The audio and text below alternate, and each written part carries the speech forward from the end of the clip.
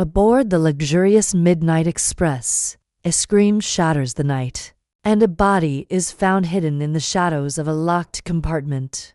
Miss Jane Marple, the unassuming spinster from St. Mary Mead, steps into a web of secrets.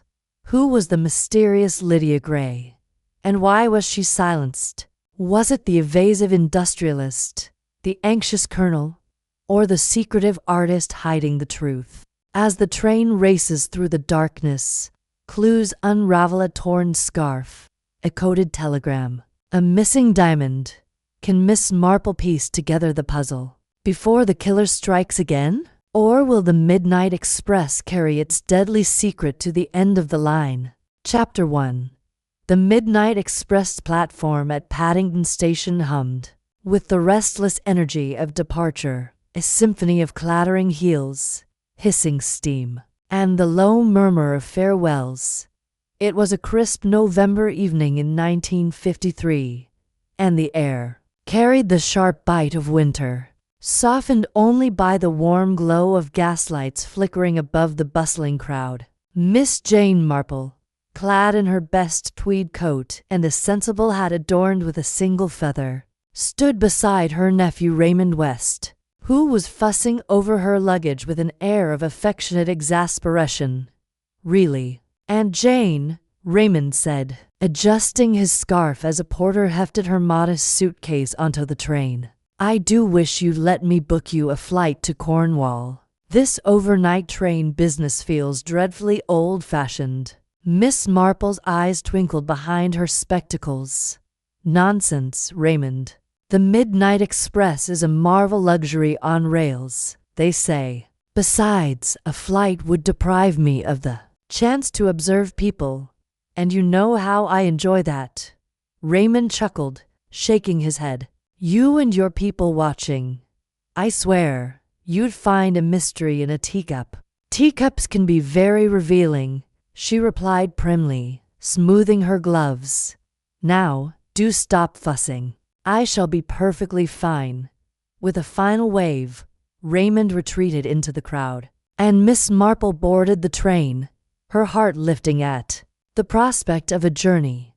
The Midnight Express was indeed a marvel, its polished mahogany panels and gleaming brass fittings exuding an elegance that spoke of a bygone era. The corridors smelled of beeswax and anticipation, and as she made her way to her first-class compartment, she noted the passengers with her usual quiet scrutiny.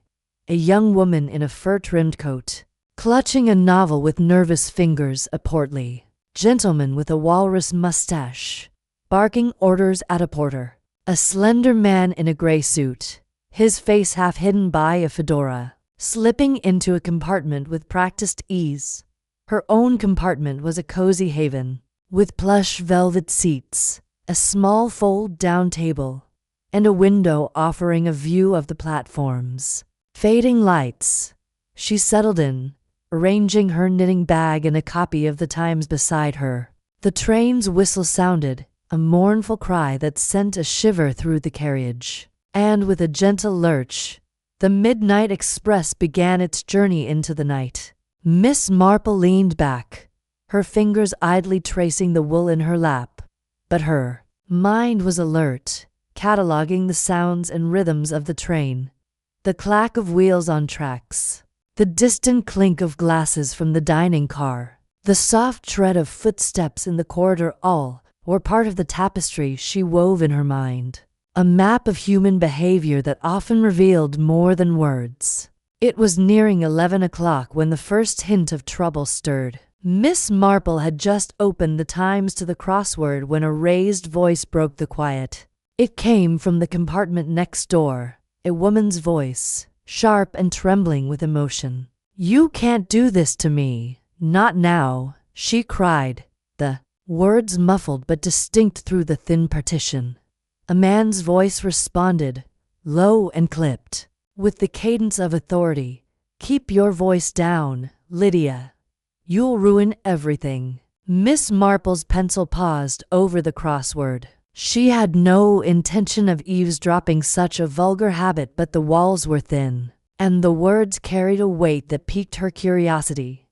Lydia, she thought, filing the name away. The argument continued, a staccato exchange of accusations and denials, too indistinct to follow fully but charged with tension. She glanced at her watch. 11:07. The train was speeding through the darkened countryside, its rhythm steady, but the voices next door grew sharper, like a needle skipping on a gramophone. Then, abruptly, silence fell. Miss Marple waited, her senses attuned to the absence of sound. A door clicked open in the corridor, followed by the soft rustle of fabric, a skirt, perhaps, or a coat. She rose, moving to her own door, and peered through the small glass panel. The corridor was dim, lit only by sconces that cast long shadows. A figure moved swiftly toward the end of the carriage, too quick to identify, but she caught a glimpse of a pale hand clutching something small and glittering. A bracelet. A key. It was gone before she could be sure. She returned to her seat, her mind turning over the fragment of conversation. Arguments on trains were not uncommon. Travel brought out the worst in people, she knew, but there was something in the woman's tone, a note of desperation, that lingered like a discordant chord. She resumed her knitting, the click of her needles a counterpoint to the train's rhythm. But her thoughts were elsewhere. At precisely midnight, the train gave a violent lurch, throwing her knitting to the floor. A high-pitched scream rent the air, sharp and fleeting, from the direction of the next compartment. Miss Marple's heart quickened, but she remained still, listening.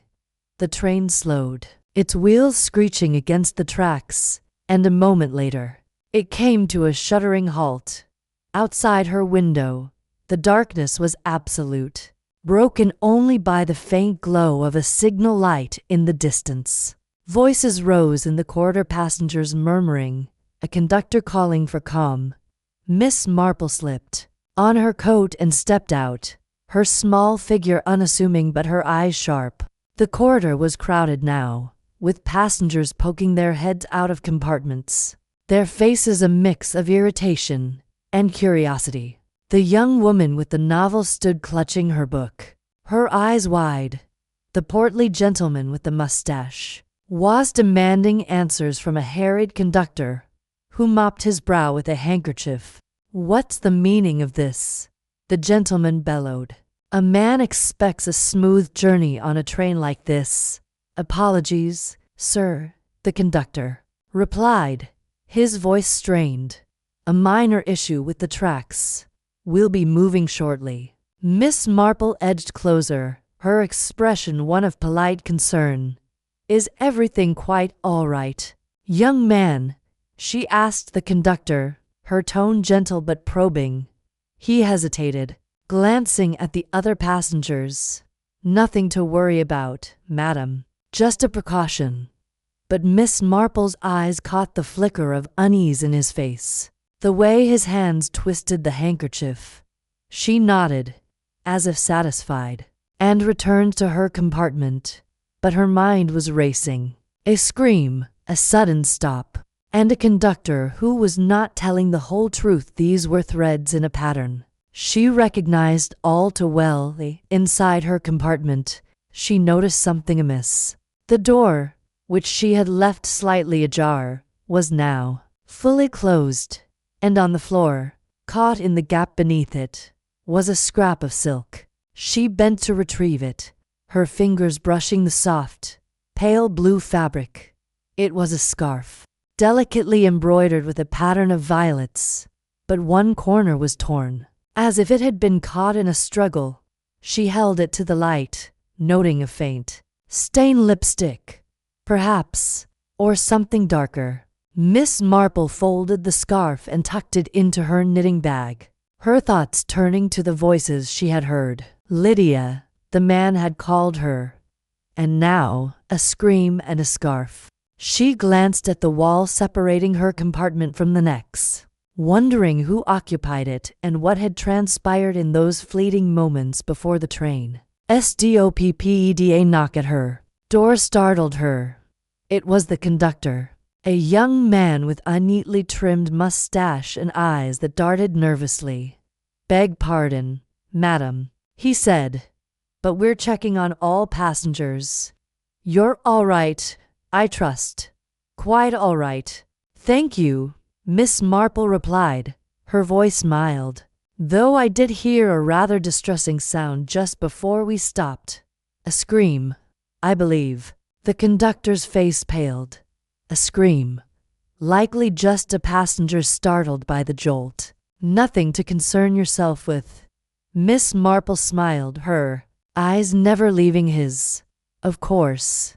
These things do happen on trains, don't they? All sorts of people, thrown together in close quarters.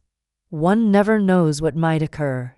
He nodded, too quickly, and retreated with a mumbled excuse. Miss Marple watched him go, her mind cataloguing his unease. The scarf, the scream, and the argument.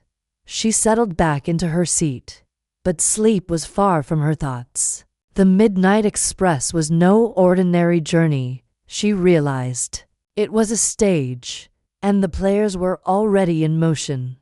The train shuddered back to life, its wheels grinding against the tracks as it resumed its journey. Miss Marple gazed out the window, where the darkness swallowed the world beyond. Somewhere, on this train, she knew, a story was unfolding, a story of secrets, perhaps of violence, and she, with her quiet ways and sharp eyes, would unravel it. As the clock ticked toward 1 o'clock, she took up her knitting again, the needles clicking in time with the train's rhythm. The scarf lay hidden in her bag, a silent witness to the night's events. She would watch and listen and wait, for Miss Jane Marple knew that the truth, like a train, always arrived at its destination in time. The chapter closed with her resolve firm, a spark of anticipation in her heart. The midnight express was carrying more than passengers, it was carrying a mystery, and she was ready to meet it. Chapter 2.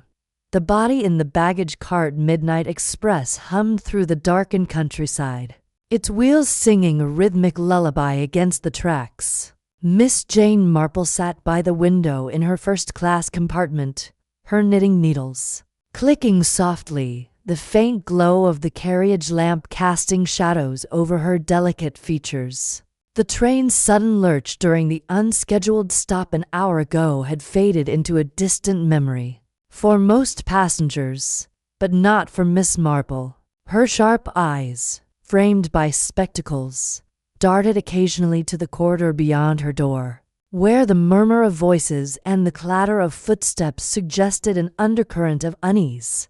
The scream at midnight had been no mere accident, she was certain. The silk scarf she'd found caught in the door of the neighboring compartment, a delicate thing, pale blue with a faint floral pattern, lay folded neatly in her handbag.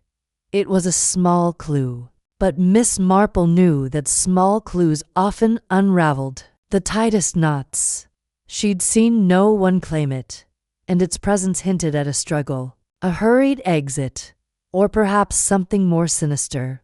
The train had resumed its journey, but the air felt heavier, as if the very walls of the carriage held their breath. A soft knock interrupted her thoughts. The door slid open, revealing a young porter, his face pale and his cap slightly askew. His name tag read Thomas, and his eyes flickered with a nervousness that Miss Marple noted immediately. "Begging your pardon, ma'am," Thomas said, his voice low, as if afraid of being overheard. I thought you might want to know something. You seemed observant, like, when the train stopped." Miss Marple set her knitting aside, her expression one of gentle encouragement. "You're very kind to think of me, Thomas. What's troubling you?" He hesitated, glancing over his shoulder. The corridor was empty. but the distant clink of glasses from the dining car carried faintly. "It's about the baggage car, ma'am. During the stop, they found someone. A lady. She's dead." Miss Marple's hands folded neatly in her lap, but her mind was already racing. "Dead? How dreadful. An accident, I presume." Thomas shook his head, his fingers twisting. "The edge of his jacket. That's what Mr. Grayson, the conductor, said she must have fallen. Hit her head or some such. But I saw her, ma'am, just for a moment, before they covered her up. She didn't look like she just fell. And her gloves, they didn't match." Miss Marple's eyebrows lifted slightly. "Mismatched gloves. How curious. Tell me, Thomas, what did she look like?" "Young, ma'am. Pretty, with dark hair pinned up fancy-like. Wearing a green dress, real elegant. But one glove was green silk, like her dress, and the other was black leather. Looked wrong, somehow." "Indeed," Miss Marple murmured, her mind conjuring the image. Mismatched gloves suggested haste, carelessness, or perhaps someone else's hand in the matter. "And no one knows who she is?" "Not yet, ma'am. No papers, no ticket on her.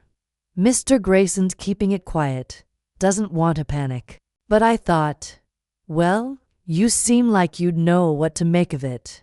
Miss Marple smiled faintly, her eyes kind but piercing. "You've done the right thing, Thomas.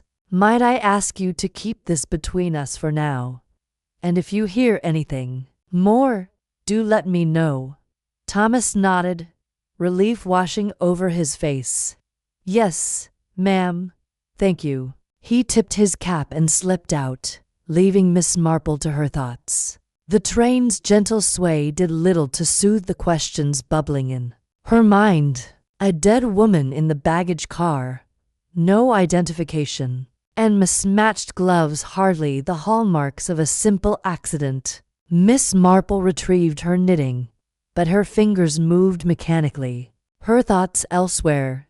She needed to see the baggage car for herself, but discretion was key. A lady of her age and demeanor could move unnoticed where others might draw suspicion, and she intended to use that to her advantage. The dining car was a vision of opulence, with polished mahogany tables, crystal chandeliers swaying gently with the train's motion, and white-gloved waiters gliding between passengers. Miss Marple chose a table near the center, where she could observe without being conspicuous.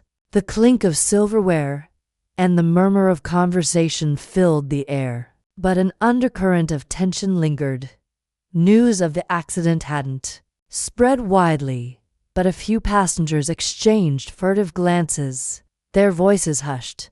At a nearby table sat a woman in her late 50s, her auburn hair streaked with silver and piled high in an elegant chignon. Her dress, a deep burgundy, spoke of wealth, but her hands fidgeted with a pearl brooch, betraying nerves. Miss Marple caught her eye and offered a polite smile, which the woman returned hesitantly. "May I join you?" Miss Marple asked, her tone warm and unassuming. "Traveling alone can be so tiresome, don't you think?" The woman's face softened. "Oh, please do. I'm Mrs. Elspeth Harrow.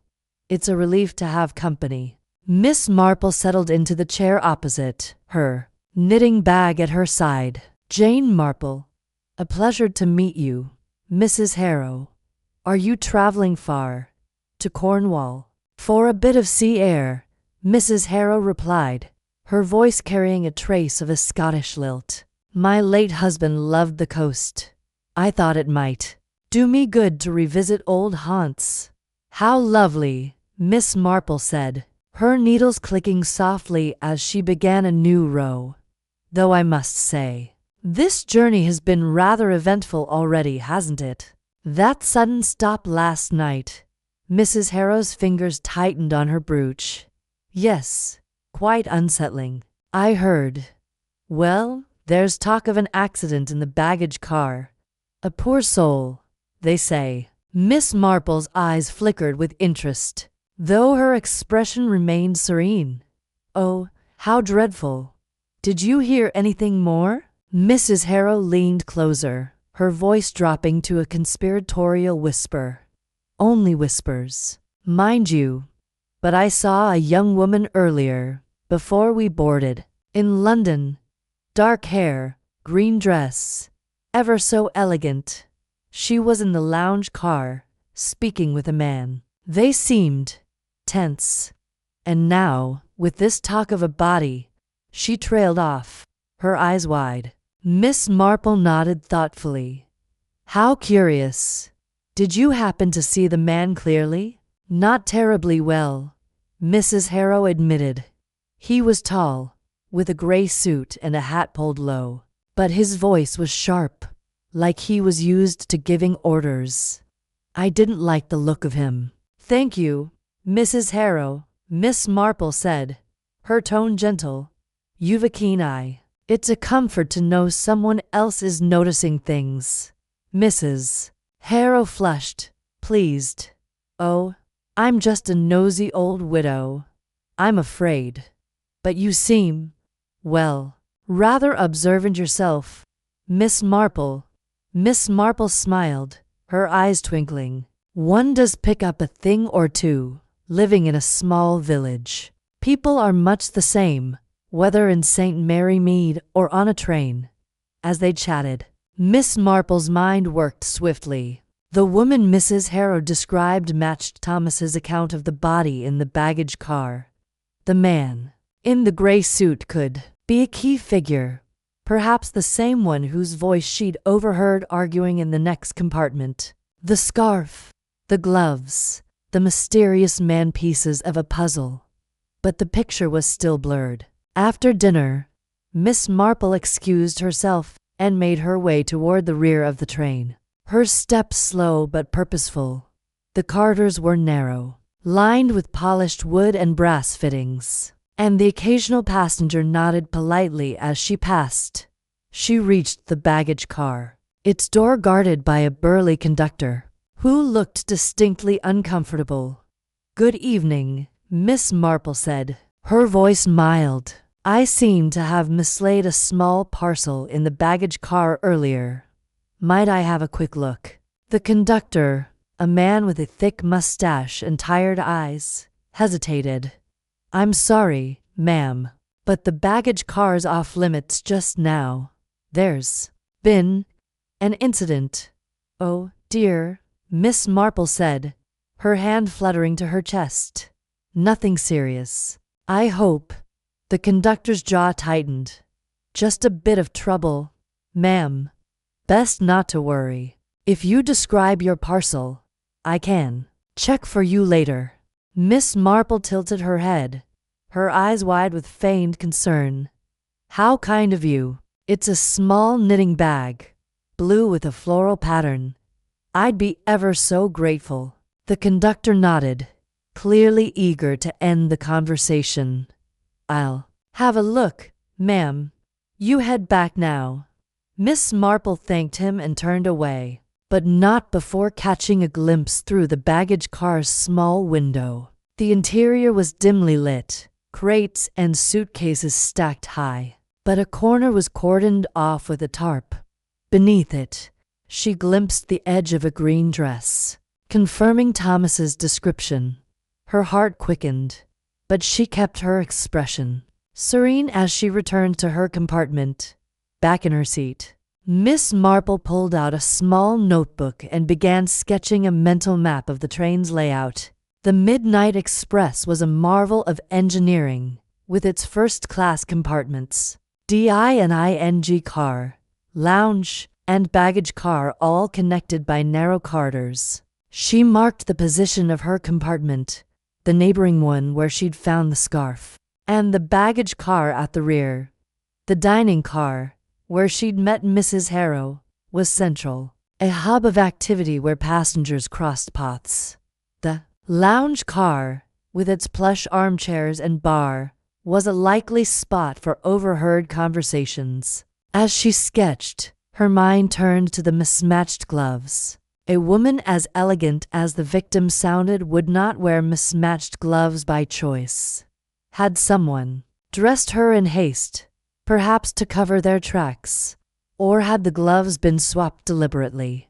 A message or a mistake? And the man in the gray suit, could he be the same man whose voice she'd heard, clipped and authoritative, arguing before the scream? A soft tap at her door startled her. It was Mrs. Harrow, her face flushed with excitement. "Miss Marple, I couldn't help but come find you. I remembered something else about that woman in the green dress."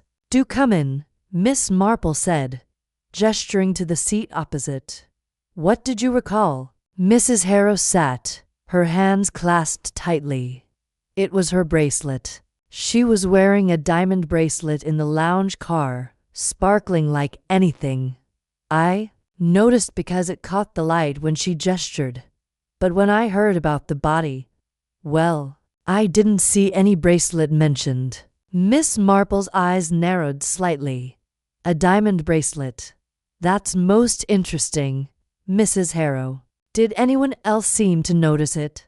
"Oh, yes," Mrs. Harrow said eagerly. "That man in the gray suit, he was staring at it, I'm sure. And there was another fellow, a younger one with slicked back hair, who kept glancing her way. Looked like a jeweler sizing up a gem." Miss Marple nodded, her mind cataloging the details. "A diamond bracelet, now missing, suggested theft or something more calculated. You've been most helpful, Mrs. Harrow. If you think of anything else, do let me know." Mrs. Harrow beamed, clearly thrilled to be part of the mystery. "I will, Miss Marple. It's like something out of a novel, isn't it?" "Quite," Miss Marple said, her smile masking the gears turning in her mind as night deepened. The train's rhythm became hypnotic, but Miss Marple remained alert. She slipped the silk scarf from her handbag, examining it under the lamp. The fabric was fine, likely expensive, and the floral pattern was distinctive, with tiny embroidered roses. It wasn't the sort of thing one left behind carelessly. Had it been torn from the victim's neck during a struggle? Or had it been placed deliberately? A breadcrumb for someone to find. She tucked the scarf away and turned to her notebook, adding a note about the bracelet. The man in the gray suit, the jeweler, the missing bracelet, the mismatched gloves, each was a thread in a tapestry she was beginning to weave. The baggage car held the key, but she'd need to be clever to gain access without arousing suspicion. A sudden thought struck her. The porter, Thomas, had been nervous but forthcoming. Perhaps he could be persuaded to share more, or even grant her a moment in the baggage car. She rang the bell for service, and within minutes, Thomas appeared, his expression wary. "Ma'am," he said, hovering in the doorway. "Thomas, I wonder if you might help me," Miss Marple said, her voice soft but firm. "I'm terribly worried about my knitting bag. If you could just let me peek in the baggage car, I'd be ever so grateful." Thomas shifted uncomfortably.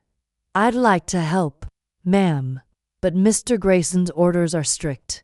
No passengers in the baggage car." "Of course," Miss Marple said, her tone sympathetic. "It must be difficult, dealing with such a tragedy. I suppose the poor woman's family will be heartbroken. Did she have any luggage, do you know?" Thomas hesitated, then leaned closer. "She did, ma'am. A small case, green to match her dress. But it was empty, which struck me as odd. Who travels with an empty case?" "Indeed," Miss Marple said, her mind racing. "That is odd. Thank you, Thomas. You've been most kind." As he left, Miss Marple added the empty case to her mental map. An empty case suggested the victim had planned to carry something, perhaps the diamond bracelet, or something more valuable? Or had someone emptied it after her death? The man in the gray suit loomed larger in her thoughts, his sharp voice echoing in her memory. The next morning, the train's atmosphere was thick with unspoken questions. Passengers whispered in corners, and the conductor, Mr. Grayson, patrolled the corridors with a forced smile. Miss Marple decided to explore the lounge car, hoping to catch sight of the man in the gray suit or the jeweler Mrs. Harrow had mentioned. The lounge was quieter than the dining car, its velvet curtains drawn back to reveal the rolling countryside. A few passengers sat in armchairs, reading newspapers or sipping coffee. Miss Marple chose a seat near the bar, where a young barmaid polished glasses with a distracted air. "Good morning," Miss Marple said, her voice warm. "You must see all sorts on a train like this." The barmaid, whose name tag read Elsie, smiled faintly. "Oh, you've no idea, ma'am. People think they're alone, but they talk loud enough for the whole car to hear." Miss Marple chuckled. "I can imagine. Did you happen to notice a young woman in a green dress yesterday? I heard she was quite striking." Elsie's hands paused on the glass. I saw her. She was in here before we left London, talking to a gentleman. He was intense, kept his voice low, but I caught a bit. Something about a delivery, and her saying she wouldn't do it anymore." Miss Marple's heart quickened, but she kept her tone light. "How intriguing. Did you see the gentleman clearly? Tall, gray suit, hat pulled down," Elsie said, confirming Mrs. Harrow's description. "Didn't like his eyes cold, they were. And there was another man watching them, younger, with a fancy teepin. Kept fiddling with his pocket, like he was nervous." Miss Marple nodded, her mind fitting the pieces together. The man in the gray suit, the jeweler, and now a conversation about a delivery. The victim had been entangled in something dangerous, and her death was no accident. "Thank you, Elsie," Miss Marple said, slipping a small coin across the bar. "You've a good memory." Elsie pocketed the coin with a grin. "Got to, in this job. Let me know if you need anything else, Mum." As the day wore on, Miss Marple continued her quiet observations, moving between the dining car, the lounge, and her compartment. She noted the passengers' habits, the businessman who checked his watch obsessively, the young woman sketching in a corner, the elderly couple who never left each other's side. Each was a potential piece of the puzzle, but the man in the gray suit remained elusive. In the late afternoon, she returned to her compartment and reviewed her notes. The victim, likely the woman in the green dress, had been involved in a delivery, possibly the diamond bracelet, or something more illicit. The mismatched gloves suggested someone had tampered with her appearance, perhaps to confuse her identity. The empty case hinted at a plan gone awry, and the man in the gray suit was a central figure, his argument with the victim a prelude to her death. Miss Marple closed her notebook, her resolve hardening. She would need to see the baggage car, to examine the body and the case for herself. But first, she needed an ally. Thomas, the porter, was her best bet, but she'd need to tread carefully. A direct approach might spook him, but a gentle nudge could open doors. She rang for Thomas again, and when he appeared, she smiled warmly. "Thomas, I've been thinking about that poor woman. It's so tragic, isn't it? I wonder if her family's been notified. Perhaps her luggage holds a clue to who she was." Thomas's eyes darted to the corridor. "I shouldn't say, ma'am, but her case had a tag. Just her initials. LG, nothing else." "LG," Miss Marple repeated, her mind filing the detail away. "Thank you, Thomas. If you happen to see my knitting bag, do let me know." And perhaps, if you're checking the baggage car, I could come along, just to ease my mind." Thomas hesitated, then nodded. "I'll see what I can do, ma'am, but it'll have to be quick. And you can't tell Mr. Grayson." "Of course," Miss Marple said, her smile serene. "You're a good lad, Thomas." That evening, as the train slowed for a scheduled stop, Thomas slipped into Miss Marple's compartment. "Now's our chance, ma'am," he whispered. "Mr. Grayson's busy with the passengers, but we've got to be fast."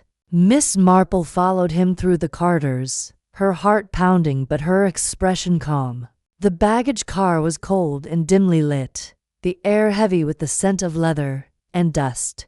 The tarp-covered corner drew her eye immediately, and Thomas lifted it just enough for her to see. The woman was young, no more than 30. Her dark hair still pinned elegantly despite the circumstances. Her green dress was immaculate, but the mismatched gloves, one green silk, one black leather, stood out starkly. Miss Marple's eyes scanned the scene, noting a faint bruise on the woman's wrist, as if she'd been grabbed tightly. "Her case is over there," Thomas whispered, pointing to a small green suitcase in the corner. "I shouldn't let you touch it, but—" Miss Marple nodded, moving swiftly. The case was indeed empty, its lining pristine but for a small tear in one corner. She ran her fingers along it, feeling a faint crinkle. With a quick glance at Thomas, she slipped her hand inside and retrieved a folded slip of paper. It was a ticket stub, marked with an unfamiliar station. Blackthorn Halt, a tiny stop not on the Midnight Express's usual route. "Thank you, Thomas," she said, tucking the stub into her sleeve. "We'd best go before we're missed."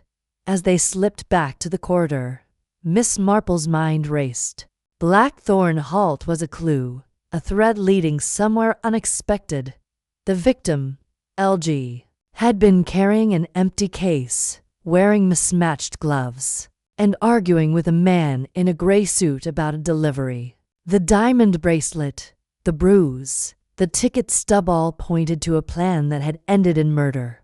Back in her compartment, Miss Marple sat by the window, the ticket stub in her hand. The train's rhythm was steady now, but the mystery was far from resolved. She needed to identify the man in the gray suit, to learn more about LG and her connection to Blackthorn Halt, and she needed to do it before the train reached Cornwall, where the trail might go cold. She opened her notebook and added the new clues: the bruise, the ticket stub, the empty case. The man in the gray suit was out there, somewhere on this train, and Miss Marple was determined to find him. Her needles clicked softly, a counterpoint to the train's hum, as she wove her plan. The baggage car had given her a glimpse of the truth, but the real work lay ahead. With her sharp mind and quiet resolve, she would unravel this mystery, one thread at a time. Chapter 3. The Colonel's Audiobook Midnight Express hummed along the tracks, its rhythm a soothing counterpoint to the unease that had settled over Miss Jane Marple. Since the scream in the night, the train's opulent dining car, where she now sat, was a study in elegance. Polished mahogany tables gleamed under crystal chandeliers, and the clink of fine china mingled with the low murmur of conversation. Yet, beneath the veneer of civility, Miss Marple sensed a current of tension, as if the passengers were actors in a play, each carefully guarding their lines. She sipped her tea, the delicate aroma of Darjeeling grounding her thoughts. Her eyes, sharp behind their mild expression, roamed the room, cataloging details with the precision of a botanist studying rare specimens. The dining car was half full, its occupants a mix of the wealthy and the merely well-to-do, all dressed in the sort of finery that suggested they were performing for an audience of their own making. A young couple whispered at a corner table, their heads bent too close for mere acquaintance. A businessman rustled his newspaper, his fingers twitching as if the news held secrets he dared not read aloud. And then there was the man who drew her attention most, Colonel Arthur Pendleton. He sat alone at a table near the window, his posture as rigid as if he were still on parade. His military bearing was unmistakable, broad shoulders squared, gray hair cropped close, and a mustache that seemed to bristle with authority. Yet, his hands betrayed him. They fidgeted with the silverware, aligning the fork and knife with unnecessary precision, and his eyes darted toward the door each time a waiter passed. Miss Marple, who had a knack for spotting the incongruous, noted that his boots, polished to a mirror shine, bore faint scuffs at the toes, as if he had been pacing on rough ground. Curious, she thought, for a man who claimed to have been asleep during the scream that had halted the train. The scream. It lingered in her mind like a discordant note. It had been sharp, raw, and unmistakably female, cutting through the velvet silence of the midnight hour. The conductor had dismissed it as a passenger startled by the train's sudden stop. But Miss Marple knew better. Screams, in her experience, were rarely so simple. They carried stories of fear, of pain, of secrets unraveling. And the silk scarf she had found caught in the door of the neighboring compartment, its delicate weave frayed at the edge, whispered of a struggle. She had tucked it into her handbag, a silent promise to unravel its tale. "Good morning, Miss Marple," came a cheerful voice, pulling her from her reverie. Mrs. Elspeth Harrow, the chatty widow from the previous chapter, approached with a smile as bright as her emerald brooch. Her dress, a deep burgundy, rustled as she settled into the chair opposite. "I trust you slept well, despite our little adventure last night." Miss Marple smiled, her expression as soft as a grandmother's but with eyes that missed nothing. "As well as one can on a train, Mrs. Harrow. And you?" "Oh, fitfully, I'm afraid." That scream gave me quite a turn. Mrs. Harrow leaned closer, her voice dropping to a conspiratorial whisper. "They say it was just a fright, but I saw a young woman earlier, in the corridor near your compartment. She looked ever so distressed. And now I hear there's been, well, a discovery in the baggage car." Miss Marple's teacup paused halfway to her lips. "A discovery?" Mrs. Harrow nodded, her eyes wide with the thrill of gossip. "A body, they say. A young woman, found during the stop. The conductor's keeping it quiet, but porters talk, you know." Miss Marple set her teacup down with care, her mind already turning over this new piece of the puzzle. A body in the baggage car. The scarf. The scream. They were threads in a tapestry, and she meant to weave them together. "How dreadful," she murmured, her tone inviting further confidences. Mrs. Harrow, obliged. She was elegantly dressed, they say, but with no papers to identify her. And oh, this is the strangest part, her gloves didn't match. One was silk, the other plain cotton. Who wears mismatched gloves on a train like this? Miss Marple's lips twitched, not in amusement but in recognition. Mismatched gloves suggested haste, carelessness, or something more sinister, someone dressing a body to conceal a crime. "Indeed," she said, "it does make one wonder." Her gaze drifted back to Colonel Pendleton, who was now engaged in a low conversation with a waiter. The waiter nodded, slipped something into his pocket, and hurried away. A tip, perhaps, or something else. Miss Marple's fingers itched to reach for her knitting, a habit that steadied her thoughts, but she resisted. Instead, she turned to Mrs. Harrow. "Do you know that gentleman? The Colonel, I believe." Mrs. Harrow followed her gaze. "Oh, That's Colonel Pendleton. Retired, I heard, from the Indian Army. Quite the distinguished sort, though he keeps to himself. I saw him in the lounge last night, looking rather out of sorts. Kept checking his watch, as if he were expecting someone. A watch. Miss Marple's voice was mild, but her mind sharpened. A watch could place a man in time and space. A detail as telling as a footprint. Yes, a pocket watch. Gold, I think. He was fidgeting with it, something awful. Mrs. Harrow's brow furrowed. Funny, though. I don't see it on him now. Miss Marple filed this away, her thoughts interrupted by the arrival of a new figure in the dining car. A young woman, no older than 25, entered with the grace of someone accustomed to being watched. Her auburn hair was pinned in a loose chignon, and her dress, a soft green that caught the morning light, was both stylish and understated.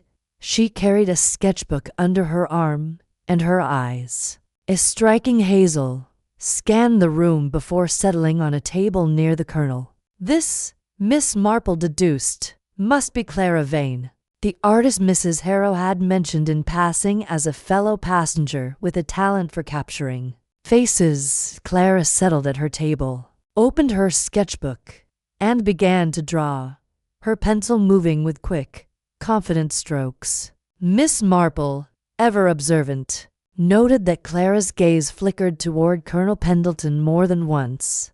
Her sketches, it seemed, were not random. There was purpose in her choice of subject, and Miss Marple intended to learn what it was. Excuse me, Mrs. Harrow, she said, rising with the careful deliberation of age. I believe I'll stretch my legs. Mrs. Harrow nodded, already distracted by a waiter offering fresh scones. Miss Marple made her way toward Clara's table, her steps slow but deliberate, her handbag swinging gently at her side. As she passed the Colonel, she caught a snippet of his conversation with another passenger, a portly man in a tweed suit. I was asleep, I tell you, the Colonel said, his voice clipped. Heard nothing until the train stopped. Damned inconvenience, if you ask me. The tweed-suited man nodded, but his eyes held a flicker of doubt. Miss Marple paused, pretending to adjust her shawl, and noted the Colonel's hands still fidgeting. Now with a napkin he was twisting into knots. A man proclaiming his innocence, she thought, often had more to hide than one who stayed silent. She reached Clara's table and smiled. May I join you, my dear? The dining car is rather full, and I'd hate to impose elsewhere. Clara looked up, her pencil pausing. For a moment, her expression was guarded, but Miss Marple's kindly demeanor seemed to disarm her. Of course, she said, gesturing to the empty chair. I'd be glad of the company. Miss Marple settled herself, her eyes briefly resting on Clara's sketchbook. The open page revealed a half-finished drawing of the Colonel, his stern profile captured with remarkable skill. But it was a detail in the sketch that caught her attention.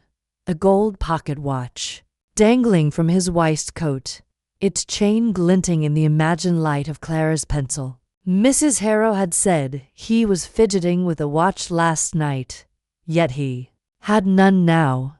And, more curiously, when Miss Marple had overheard him speaking to the tweed-suited man, he had denied owning such a watch altogether. Your sketches are quite remarkable, Miss Marple said, her tone warm but probing. You've a gift for capturing character. That gentleman, for instance, Colonel Pendleton, is it? You've given him such presents. Clara's cheeks flushed slightly, and she closed her sketchbook with a touch too much haste. Thank you. I like to observe people. It helps with my work. Oh, I quite understand, Miss Marple said, her voice as soothing as a lullaby. In my village, St. Mary Mead, I find people are much the same as on this train. They carry their stories in their faces, their gestures. That watch, for example. In your drawing it tells a story, doesn't it? Clara's eyes widened, just for a moment, before she recovered. It's just a detail, she said quickly. Something I added for effect. Miss Marple nodded, her smile unwavering. Of course, my dear. Artistic license is a wonderful thing. But her mind was already at work. Clara had drawn the watch with care, its face detailed enough to show the time 11:30. If the Colonel had been wearing it last night, as Mrs. Harrow suggested, and if Clara's sketch was accurate, it placed him awake and active before the scream at midnight. Yet he claimed to have been asleep. A small discrepancy, perhaps. But Miss Marple knew that small discrepancies often led to large truths. The dining car grew busier as more passengers arrived for breakfast, and Miss Marple took the opportunity to steer the conversation to lighter topics. Are you traveling to Cornwall for pleasure, Miss Vane? She asked, her tone one of polite curiosity. Clara hesitated, her fingers tightening on her pencil. I needed a change of scenery, she said at last. London was getting stifling. Miss Marple nodded sympathetically. I quite understand. A change can do wonders. Though I must say, this train is full of interesting characters to inspire an artist like yourself. Clara smiled, a little more easily now. It is. Everyone seems to have a secret or two. Indeed, Miss Marple said, her eyes twinkling.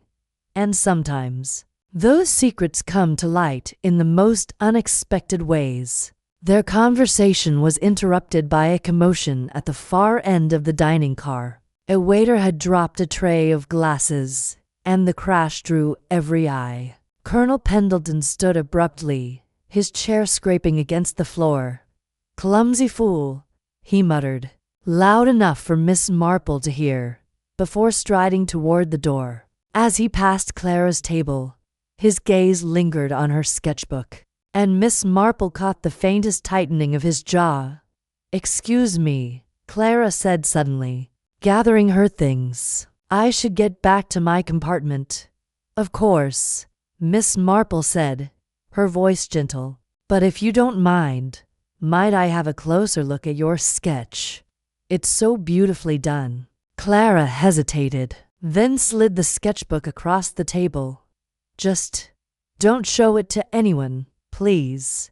It's personal. Miss Marple nodded, her expression one of utmost trustworthiness. You have my word, my dear. As Clara left, Miss Marple opened the sketchbook to the page with the Colonel's portrait. The watch was there, as she had seen, but there was something else, a faint smudge in the corner of the page, as if Clara had erased something. Leaning closer, Miss Marple discerned the outline of another figure, barely visible but unmistakably female, with a scarf draped over her shoulder. The scarf was silk, its pattern eerily similar to the one in Miss Marple's handbag. Her heart quickened, but she kept her expression serene. Clara had seen something or someone that connected to the scream, the scarf, and perhaps the body, in the baggage car, and the Colonel, with his polished boots and missing watch, was entangled in it all. Miss Marple closed the sketchbook and returned it to Clara's seat. Knowing the young artist would return for it, she rose, her movements unhurried, and made her way back to her compartment, her mind a whirl of possibilities. The Colonel's alibi was crumbling, piece by piece, and Clara's sketch was a key that might unlock the truth. But she would need to tread carefully. The Midnight Express was a moving stage, and its players were far from finished with their secrets. As she reached her compartment, she paused, her hand on the door. A faint sound, a rustle, like paper being slipped under a door, came from the neighboring compartment, the one where she had found the scarf. She glanced down and saw a small envelope, its edge just visible beneath the doorframe. Stooping with the ease of long practice, she retrieved it, her fingers brushing the cold metal of the door. The envelope was unsealed, and inside was a single sheet of paper, folded once. In neat, precise handwriting were the words, "Keep silent, or you'll be next." Miss Marple's lips pressed into a thin line, a threat, and a clumsy one at that. But it confirmed what she had suspected. Someone on this train knew she was watching, and they were afraid. She slipped the note into her handbag, beside the scarf, and stepped into her compartment. The game, as her friend Sir Henry Clithering might say, was afoot. The hours that followed were a delicate dance of observation and inquiry. Miss Marple returned to the dining car later that afternoon, where she found Clara sketching again. This time a portrait of Mrs. Harrow, who was delighted to be the subject. Miss Marple joined them, her presence as unassuming as ever, and steered the conversation toward the night of the scream. "Such a startling sound," she said, her voice soft. "I wonder, Miss Vane, did you hear it? You seem so observant with your sketches." Clara's pencil paused, and she glanced at Miss Marple, her expression wary. I was in my compartment. I heard something, but I thought it was just the train." "Of course," Miss Marple said, nodding. "Trains do make all sorts of noises. Though I couldn't help noticing your sketch of the Colonel. That watch of his, it's so striking. Did you see him with it last night?" Clara's fingers tightened on her pencil, and Miss Marple saw the flicker of indecision in her eyes. "I might have," she said at last. "It's hard to remember. Everything happened so fast." Miss Marple smiled, her eyes kind but unrelenting. "Memory can be tricky, can't it? But little details, like a watch or a scarf, they stick in the mind. I find it's often the smallest things that tell the biggest stories." Clara looked away, her cheeks pale. Miss Marple let the silence linger, knowing it would work on the young woman's conscience. Clara was hiding something, but she was not a criminal. Her nervousness was that of someone caught in a web, not of her own making. Before Clara could respond, Colonel Pendleton re-entered the dining car, his stride purposeful. He approached their table, his expression one of forced geniality. "Miss Vane," he said, nodding to Clara. "And Miss Marple, is it? I hope I'm not interrupting." "Not at all," Miss Marple said, her voice as warm as a summer afternoon. "We were just admiring Miss Vane's sketches. She is quite a talent." The Colonel's eyes flicked to the sketchbook, and Miss Marple saw the briefest flash of unease. "Indeed," he said, "though I hope she's not wasting her talents on old soldiers like me." "Oh, I find everyone interesting," Clara said, her voice steadier now, "especially on a train like this, where everyone has a story." The Colonel's smile was tight. Some stories are best left untold. He excused himself, claiming a need to speak with the conductor. But Miss Marple noted the way his hand strayed to his waistcoat, as if searching for the watch that was no longer there. As the afternoon waned, Miss Marple continued her quiet investigation. She spoke with the conductor, a harried man named Mr. Gibbs, who confirmed that the body in the baggage car was indeed a young woman, found with no identification. He was reluctant to discuss details, but Miss Marple's gentle persistence elicited a key fact. The baggage car had been locked until the unscheduled stop, meaning the body had been placed there during the brief window when the train was halted. She also learned that Colonel Pendleton had been seen near the baggage car during the stop, ostensibly to retrieve a misplaced valise. His boots, she recalled, bore scuffs that suggested he had been somewhere other than his compartment. The pieces were falling into place, but the picture was still incomplete. That evening, as the train sped through the darkening countryside, Miss Marple returned to the dining car for dinner. The atmosphere was subdued, the passengers aware of the whispers about the body. Colonel Pendleton was absent, but Clara was there, sketching quietly in a corner. Miss Marple joined her, bringing a cup of cocoa as a peace offering. "Miss Vane," she said, settling beside her, "I wonder if I might ask you something. That sketch of the Colonel, did you draw it from memory? Or did you see him last night? Perhaps near the baggage car?" Clara's hand froze, and her eyes met Miss Marple's. For a moment, she seemed on the verge of flight, but Miss Marple's steady gaze held her. I saw him," she admitted at last, her voice barely above a whisper. "He was in the corridor, near the baggage car, just before the train stopped. He was holding that watch, checking the time. And there was someone else, a woman. She was arguing with him. I didn't hear much, but she sounded angry." Miss Marple nodded, her expression one of quiet encouragement. "And the woman, did she wear a scarf?" "Perhaps." Clara's eyes widened.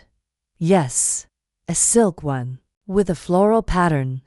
I sketched it because it was so pretty." Miss Marple reached into her handbag and withdrew the scarf, unfolding it carefully. "Like this one?" Clara gasped, her hand flying to her mouth. "That's it." "Where did you find it?" "In the door of the compartment next to mine," Miss Marple said. "It seems you've seen something very important, my dear. And I think it's time we spoke to the conductor again." The chapter drew to a close with Miss Marple and Clara making their way to the conductor's office, the sketchbook tucked under Clara's arm. Miss Marple's mind was alight with possibilities, but she knew the truth was still a station or two away. The Colonel's alibi was unraveling, the watch a lie he couldn't sustain, and the scarf, with its delicate weave, was a thread that tied him to a woman who was now dead. As the train rattled on toward Cornwall, Miss Marple felt a quiet certainty. She was on the right track, and the truth, like the midnight express, would not be delayed for long. Chapter 4. Whispers in the Langeth Midnight Express hummed through the night, its rhythmic clatter a soothing backdrop to the opulent lounge car where Miss Jane Marple sat, her knitting needles clicking softly. The car was a study in elegance. Polished mahogany panels gleamed under the soft glow of crystal chandeliers, and velvet-upholstered chairs invited passengers to linger. A low buzz of conversation filled the air, punctuated by the clink of glasses, and the occasional burst of laughter. Miss Marple, ever the observer, had chosen a corner seat near the bar, where she could watch the ebb and flow of the train's eclectic passengers, without drawing attention to herself. Her sharp eyes, hidden behind the benign facade of an elderly spinster, missed nothing. The lounge was alive with a cross-section of society, a young couple sharing a conspiratorial smile over champagne, a dour businessman scribbling in a ledger, and a group of boisterous tourists exchanging stories of their travels. But Miss Marple's attention was drawn to a man seated alone at the far end of the bar, his broad shoulders hunched over a tumbler of amber liquid. Mr. Reginald Thorne, the wealthy industrialist, cut an imposing figure in his tailored suit, his dark hair streaked with silver. His companion, a young woman with auburn hair and a nervous air, had been with him earlier but was now conspicuously absent. Miss Marple's curiosity, already piqued by the barmaid's mention of Thorne's argument with the victim, Lydia Gray, before the train's departure, sharpened further.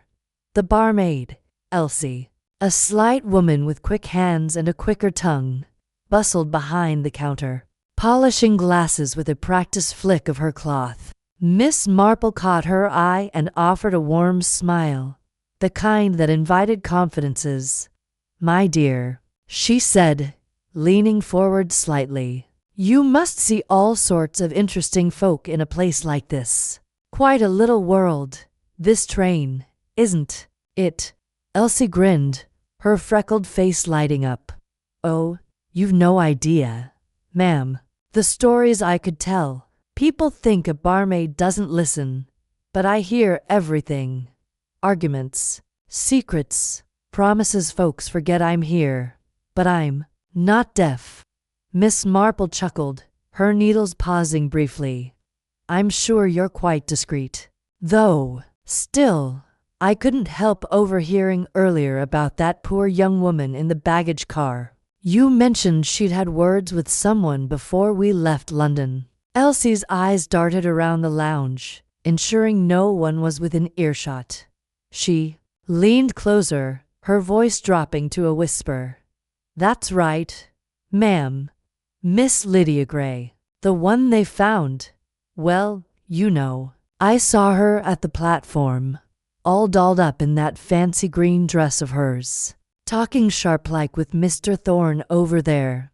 She nodded subtly toward the industrialist. Didn't catch all of it, but she was proper upset, waving her hands about. He looked like he'd rather be anywhere else. Miss Marple's gaze flickered to Thorne, who was now staring into his drink as if it held the answers to life's mysteries. "How curious," she murmured. "And this was before we boarded." "Just before," Elsie confirmed.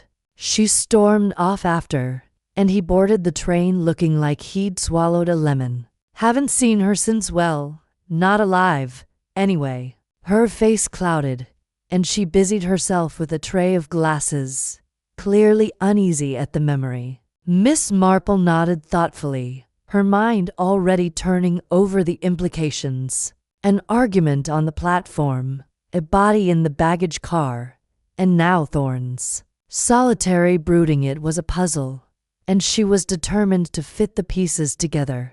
She thanked Elsie with a kind word and returned to her knitting, but her eyes remained alert, scanning the room for any further clues, as if on cue. Thorne rose from his seat and made his way toward the lounge's exit, his movements deliberate, but tense. Miss Marple noticed a slight bulge in his coat pocket, as if he were carrying something he didn't want noticed. She tucked her knitting into her bag and rose, her movements unhurried but purposeful. There was no better way to understand a man, she thought, than to engage him in conversation. She caught up with him near the corridor leading to the sleeping cars, where the air was cooler and the train's motion more pronounced. "Mr. Thorne, isn't it?" she said brightly, her tone that of a harmless old lady eager for a chat. "I do hope I'm not intruding. I'm Miss Marple, and I couldn't help but admire your fine coat. Bespoke, I presume." Thorne turned, his expression a mix of surprise and wariness. Up close, his face was ruggedly handsome, with deep-set eyes that seemed to weigh every word before he spoke. "Yes, bespoke," he said curtly. "London tailor. Good eye, Miss Marple, was it?" "Oh, indeed," she replied, her smile disarming. "I've always had a fondness for fine craftsmanship. You're traveling to Cornwall, I take it. Such a lovely destination, though I hear the journey can be quite eventful." Thorne's jaw tightened, but he nodded. "Business in Cornwall. Tin mining interests. Nothing exciting, I'm afraid." Miss Marple tilted her head, her eyes twinkling with innocent curiosity. "Oh, but a man of your stature must have such fascinating dealings. I heard there was quite a stir at the station before we left, arguments and all. Trains do bring out the drama, don't they?" For a moment, Thorne's composure faltered, his hand straying to his pocket before he caught himself. "People argue," he said brusquely. "Nothing unusual.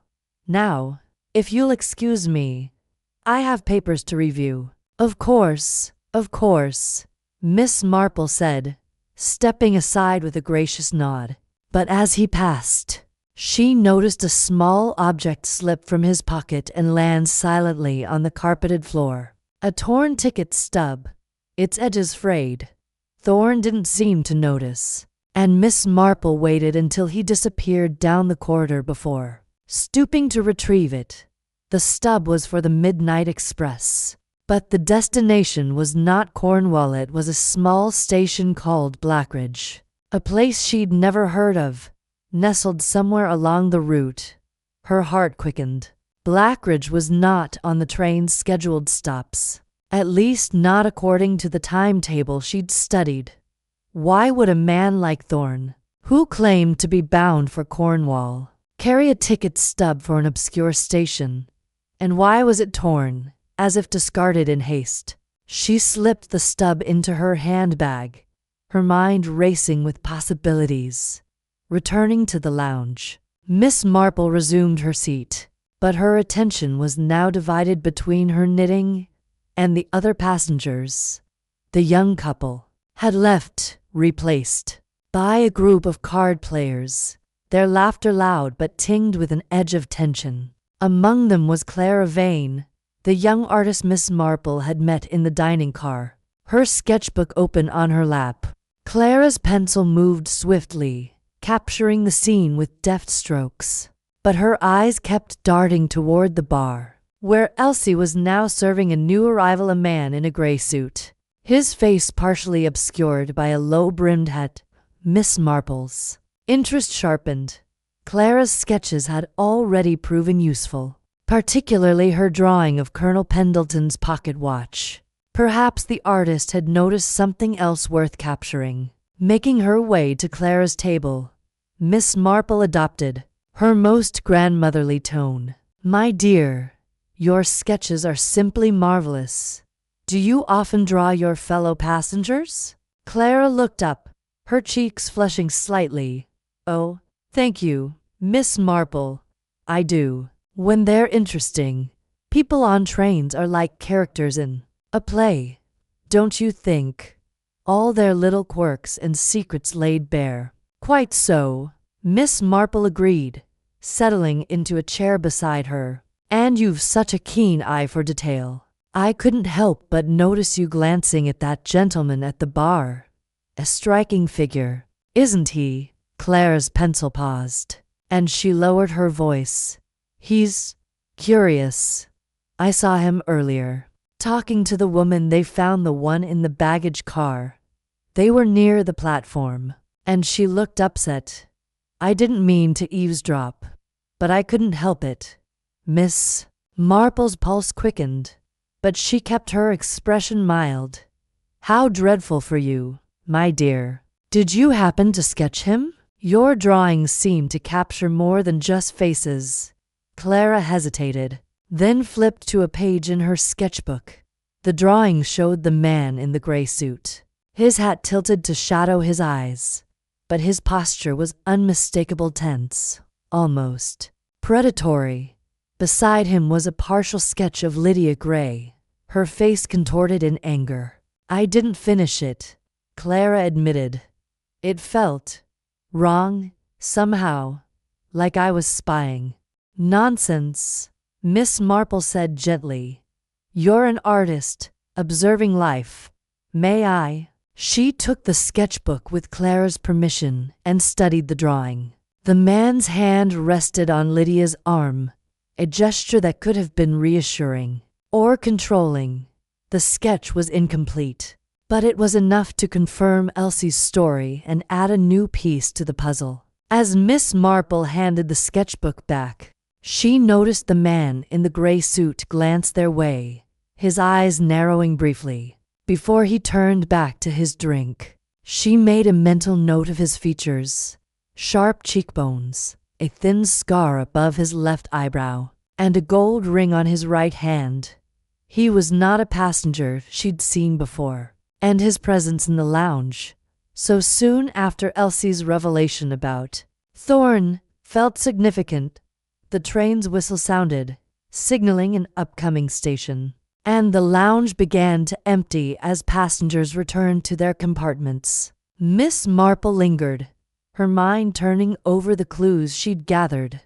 Thorne's argument with Lydia, the mysterious ticket stub, and now this stranger in the gray suit. She decided to take a calculated risk. Approaching the bar, she addressed Elsie again. "My dear, that gentleman in the gray suit, do you know him? He seems rather distinctive." Elsie's hands faltered as she poured a drink. "Him? That's Mr. Victor Lang. Says he's a jeweler, heading to Cornwall for some auction. Kept asking about Miss Gray's jewelry before we left London. Made me uneasy, the way he went on about her diamond bracelet." Miss Marple's eyes gleamed. A jeweler with an interest in Lydia's possessions, seen arguing with her, and now lingering in the lounge. It was too much to be coincidence. "Thank you, Elsie," she said, slipping a coin across the counter. "You've been most helpful." As she returned to her seat, Miss Marple's thoughts were interrupted by a commotion at the far end of the car. A young porter, his face pale, was whispering urgently to the bartender, who glanced nervously toward the corridor. Miss Marple strained to hear, catching fragments of their conversation. "Locked. Can't get in. Conductor's furious." Her instincts flared. A locked compartment, so soon after a murder, was no small matter. She rose, her knitting bag in hand, and made her way toward the corridor, where the porter was now hurrying away. The lounge was nearly empty now, save for Mr. Lang, who was watching her with an intensity that made her skin prickle. She offered him a polite nod, then slipped into the corridor, her mind racing. The torn ticket stub, the argument, the locked compartment, and now this jeweler with his suspicious interest in Lydia's jewelry. It was a web, and Miss Marple was determined to untangle it. As she reached the sleeping car, she paused, her hand resting on the door to her compartment. The train's rhythm had changed, a subtle shift that suggested another unscheduled stop might be imminent. She glanced at the ticket stub in her hand, its faint ink barely legible in the dim light. Blackridge. The name nagged at her, a loose thread in the fabric of the mystery. She would need to learn more about this station, and about Mr. Thorne's true destination. But for now, she would watch, and listen, and wait. The Midnight Express was a stage, and its players were revealing themselves, one whisper at a time. Chapter 5. The locked compartment. Midnight Express hummed softly as it rolled through the dark, its wheels singing a steady rhythm against the tracks. The earlier chaos of the unscheduled stop had settled, but an undercurrent of unease lingered. Among the passengers, Miss Jane Marple, seated in her plush compartment, adjusted her shawl and peered out the window. The moon hung low, casting fleeting silver glimpses of hedgerows and distant hills. Her mind, however, was not on the scenery, but on the scream that had pierced the night and the silk scarf she'd found caught in the door of the neighboring compartment. It was pale blue, delicate, with a faint embroidered monogram LG. The initials tugged at her memory, though she couldn't yet place them. A sharp rap on her door startled her. She smoothed her skirt and called, "Come in." The door slid open to reveal Mr. Grayson, the head conductor, his face pale and his uniform slightly askew. His usual air of brisk authority was frayed, his eyes darting as if expecting trouble to leap from the shadows. "Miss Marple," he said, his voice low, "I'm terribly sorry to disturb you, but we've a situation. I heard you're, well, experienced in such matters. Could you come with me?" Miss Marple's lips curved into a gentle smile, though her eyes were sharp. "Of course, Mr. Grayson. What sort of situation?" He hesitated, glancing down the corridor. It's the compartment next to yours, number 12. It's locked from the inside, and we can't rouse the occupant. Given what's happened, we're concerned. She nodded, rising with a spryness that belied her age. Lead the way. The corridor was dimly lit, the polished wood panels gleaming faintly under the sconces. A few passengers lingered, their whispers halting as Miss Marple and Grayson passed. The air was thick with curiosity and something darker fear, perhaps. At compartment 12, Grayson produced a master key, but when he tried it, the lock resisted. He frowned, jiggling the key. It's jammed, or something's blocking it. Miss Marple leaned closer, her eyes tracing the doorframe. May I? She took the key, her fingers deft despite their slight tremble. The lock was stubborn, but she felt an odd resistance, as if something were wedged inside. Curious, she murmured. Might there be another way in? Grayson shook his head.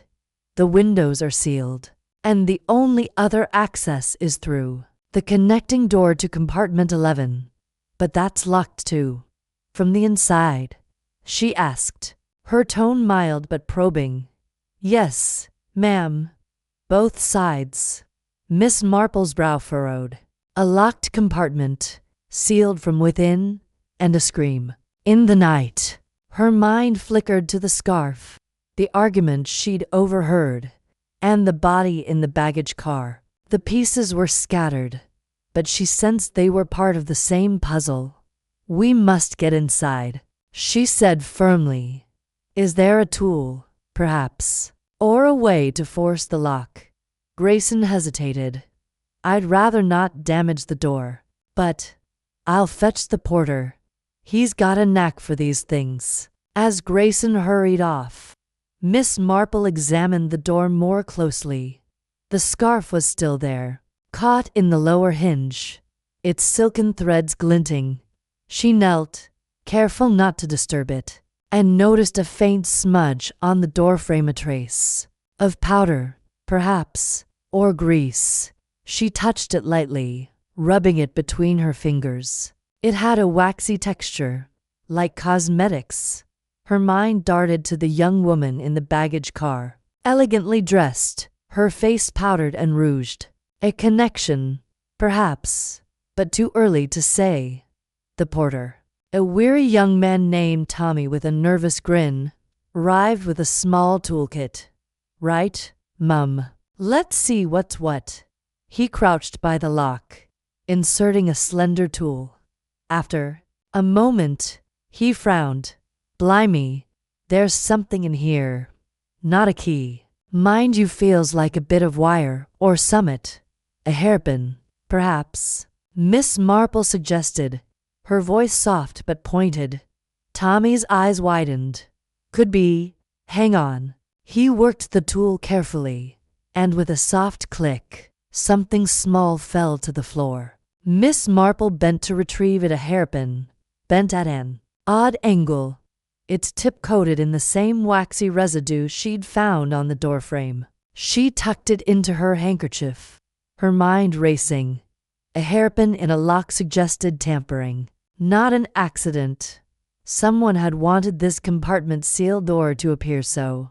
The lock gave way with a final twist, and the door slid open. The compartment was dim, the curtains drawn, and a faint, floral perfume hung in the air, sweet but cloying, like lilies left too long in a vase. The bed was neatly made, but a single glove lay on the floor, its mate missing. Miss Marple's eyes narrowed.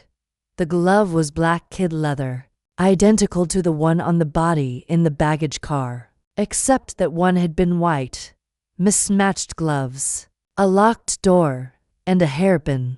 The plot was thickening, and she relished the challenge. Grayson stepped inside, his face paling further. No one's here, he said, almost to himself. But the lock? Miss Marple moved to the window, her fingers brushing the frame. It was slightly ajar, no more than an inch. Too narrow for a person to slip through, but enough to let in a draft. She leaned closer, sniffing. The perfume was stronger here, mingling with something metallic, perhaps oil from the window mechanism. "Mr. Grayson," she said, "was this window checked during the stop?" He shook his head. "No, ma'am. We were focused on the baggage car." She nodded, her mind cataloging the details. The window, the perfume, the hairpin, the glove. Each was a thread, and she was beginning to weave them together. "I'd like to see the connecting door to compartment 11, she said. Grayson led her to the narrow door between the compartments. It, too, was locked, but Tommy made short work of it.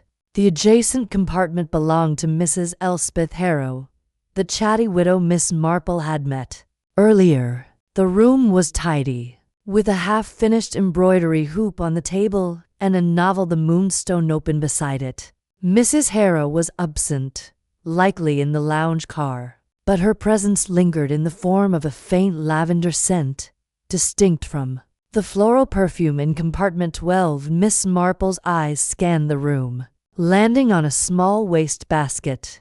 Inside, among crumpled tissues, was a torn piece of paper. She retrieved it carefully, unfolding it to reveal a partial train schedule, with one station circled in red ink, Blackthorn Halt, a small stop not listed on the Midnight Express's usual route. "Curiouser and curiouser," she murmured, slipping the paper into her pocket. "Mr. Grayson," she said, turning to the conductor, "I suggest you keep this compartment sealed until we reach Cornwall. No one should enter without your supervision." He nodded, though his brow was furrowed. "You think this is connected to the body?" Miss Marple's smile was enigmatic. "I think, Mr. Grayson, that nothing on this train is quite what it seems. But we shall see." As Grayson and Tommy secured the compartment, Miss Marple returned to her own, her mind buzzing.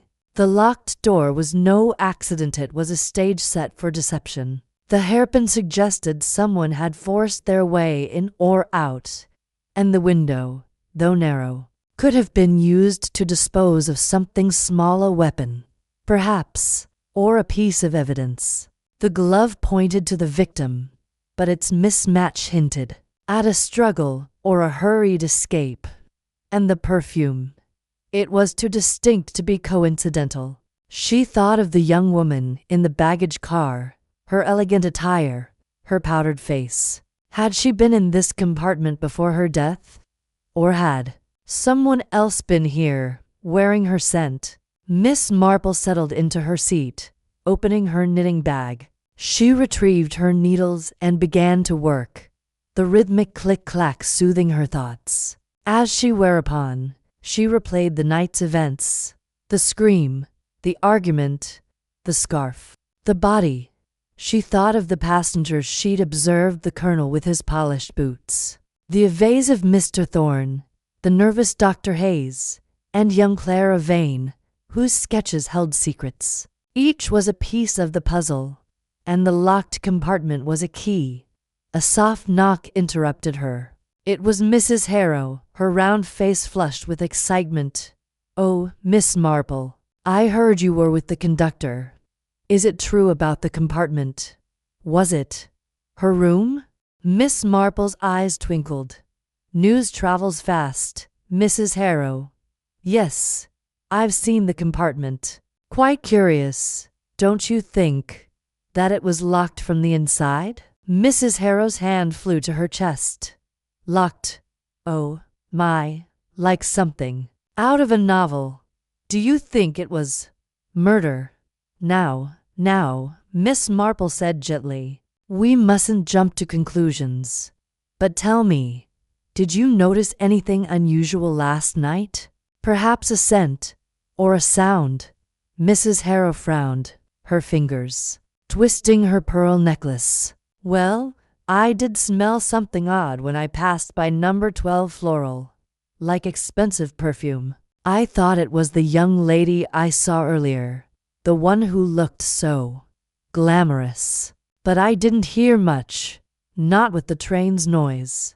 Miss Marple nodded, filing away the confirmation of the perfume. "And this young lady, did you see her with anyone?" Mrs. Harrow leaned closer, her voice dropping to a conspiratorial whisper. "I saw her with a man, just before we boarded. Tall, gray suit, very distinguished. They seemed to be arguing, but I couldn't hear what about." "Most interesting," Miss Marple said, her needles clicking steadily. "Thank you, Mrs. Harrow. You've been most helpful." As the widow bustled off, Miss Marple's mind turned to the man in the gray suit. Clara Vane had mentioned him too, in her hesitant way. Could he be the same man whose voice Miss Marple had heard arguing? And what of the circled station, Blackthorn Halt? It wasn't on the express's route, which meant someone had a secret plan or a secret destination. She reached into her pocket, touching the torn schedule and the hairpin wrapped in her handkerchief. The evidence was mounting, but the picture was still incomplete. She needed to speak to Clara again, and perhaps Mr. Thorne, whose evasive answers in the lounge car had piqued her interest. And then there was the Colonel, whose polished boots and missing pocket watch suggested he wasn't as asleep as he claimed.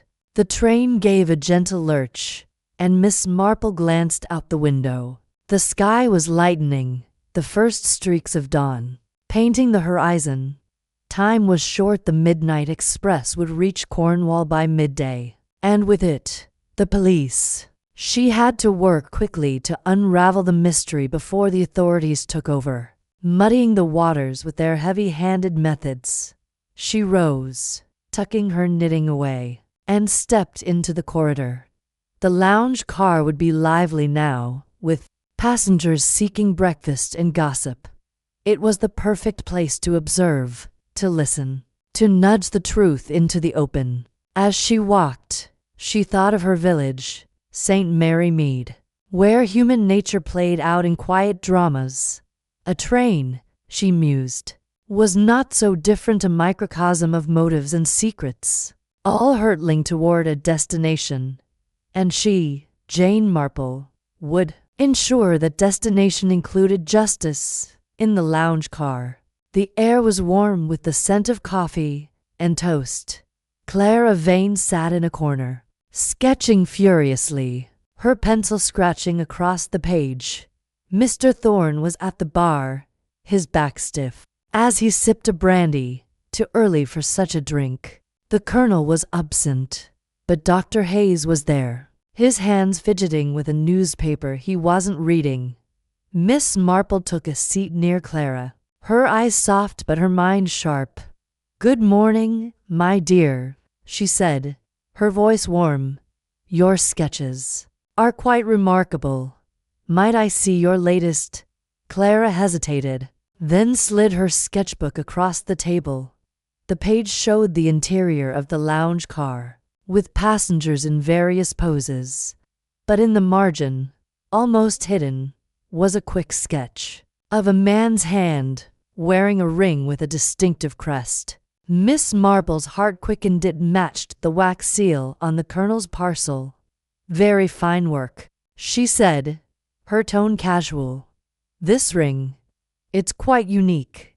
Did you see it on someone here?" Clara's eyes flickered with unease. I'm not sure. I draw what I see, sometimes without thinking."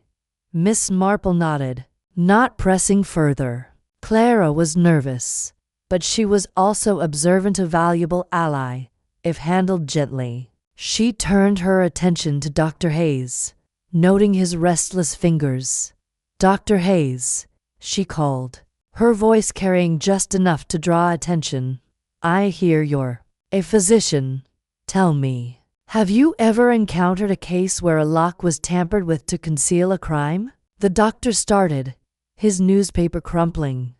I'm not sure what you mean, Miss Marple. I'm retired, you see.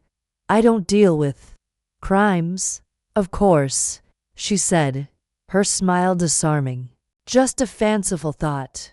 Trains do bring out one's imagination, don't they?" As Dr. Hayes mumbled an agreement, Miss Marple caught Mr. Thorne's glance, a quick, guarded look that told her he was listening. She leaned back, satisfied. The seeds were planted, the threads were weaving. The locked compartment was no longer a mystery but a doorway to the truth, and she was determined to step through it. The chapter drew to a close with Miss Marple sipping her tea, her eyes scanning the lounge car, the hairpin, the glove, the perfume, the schedule. They were all clues, pointing to a crime carefully staged but not quite clever enough to fool her. She would speak to Grayson again, ensure the compartment remained sealed, and pursue the man in the gray suit. The Midnight Express was a stage, and the players were revealing themselves, one subtle misstep at a time. Chapter 6. The doctor's diagnosis. The Midnight Express hummed along its steel tracks, the rhythm of the wheels a steady counterpoint to the unease that had settled over its passengers. The air inside the train felt heavier now, as though the discovery of the body in the baggage car had thickened it with suspicion. Miss Jane Marple, seated in her plush compartment, adjusted her spectacles and smoothed the lace cuffs of her blouse, her sharp eyes scanning the faces of her fellow travelers. Through the open door, the train's opulent interior, polished mahogany, gleaming brass, and velvet drapes did little to mask the undercurrent of tension that rippled through the carriage. Miss Marple had always believed that people, like villages, revealed their secrets in the small details. A glance held too long, a hand that trembled, a phrase repeated just once too often. And now, as the train pressed on toward Cornwall, she was certain that the truth about the young woman's death lay hidden in such details. The conductor's insistence that it was an accident had not convinced her. The mismatched gloves, the silk scarf caught in the compartment door, the faint perfume she'd detected in the locked cabin all pointed to something far more sinister than a simple mishap. The morning after the grim discovery, the train's dining car buzzed with hushed conversations. Passengers sipped tea or nibbled toast, their eyes darting to one another as if each were a potential culprit. Miss Marple, ever the observer, had chosen a corner table where she could watch without being conspicuous. Her knitting needles clicked softly, a pair of pale blue socks taking shape in her lap. Though her attention was far from the wool, she noted the way Mrs. Elspeth Harrow, the chatty widow she'd befriended, clutched her teacup with both hands, her knuckles white.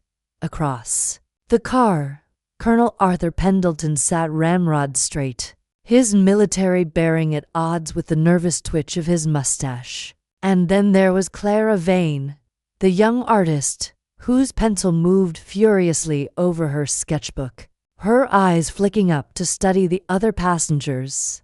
The dining car doors slid open, and a new figure entered, drawing Miss Marple's attention. Dr. Lionel Hayes, a retired physician and one of the train's more distinguished passengers, stepped inside. He was a tall man in his late 50s, with silver hair swept back from a high forehead and a face that might have been handsome if not for the deep lines etched around his mouth. His gray suit was impeccably tailored, but Miss Marple noted a slight dishevelment, a button misaligned, a cufflink missing its pair. He carried himself with the air of a man accustomed to authority, yet there was a restlessness in his movements. As he approached the conductor, who stood near the serving counter, "Mr. Grayson," Dr. Hayes said, his voice low but carrying in the quiet car, "I understand you've requested a medical opinion on the unfortunate matter in the baggage car.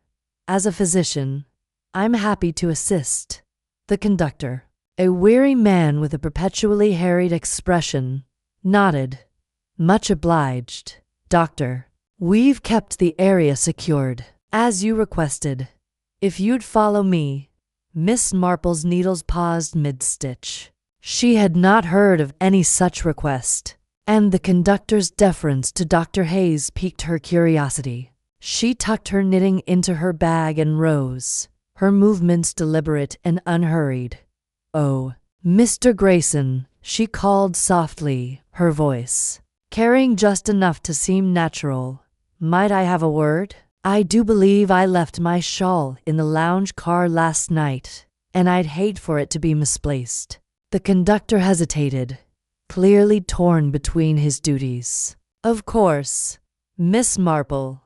I'll have someone check for you, but I'm afraid I'm needed elsewhere just now." "Quite understandable," she said with a gentle smile. "Perhaps I might accompany you. A little walk would do me good, and I'm sure my shawl can wait." Dr. Hayes glanced at her, his eyes narrowing slightly, but he said nothing. The conductor, flustered, nodded. "Very well, ma'am. This way." As they moved through the swaying train, Miss Marple kept pace, her small frame belying her sharp awareness. The baggage car was at the rear of the train, accessible only through a narrow corridor lined with locked compartments.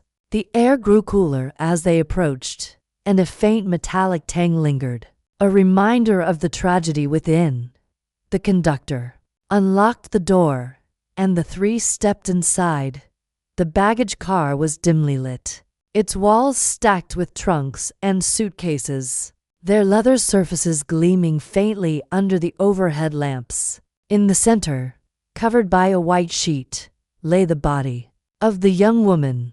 Miss Marple's heart tightened at the sight, though her expression remained composed.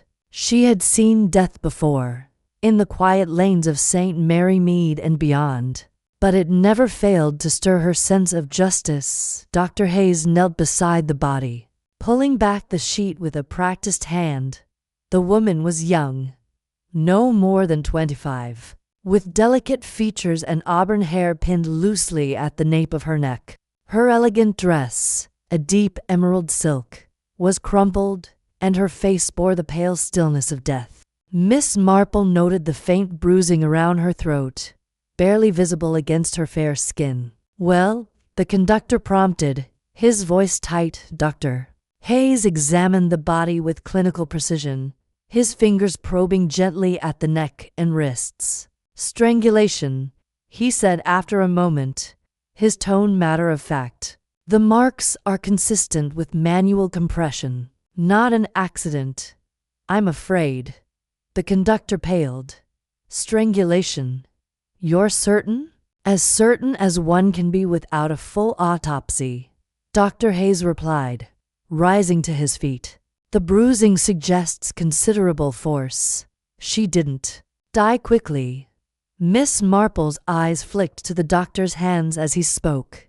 They were steady, but she noticed a faint tremor in his left thumb, a detail that might have gone unnoticed by anyone less observant. "How dreadful," she murmured, her voice soft but deliberate.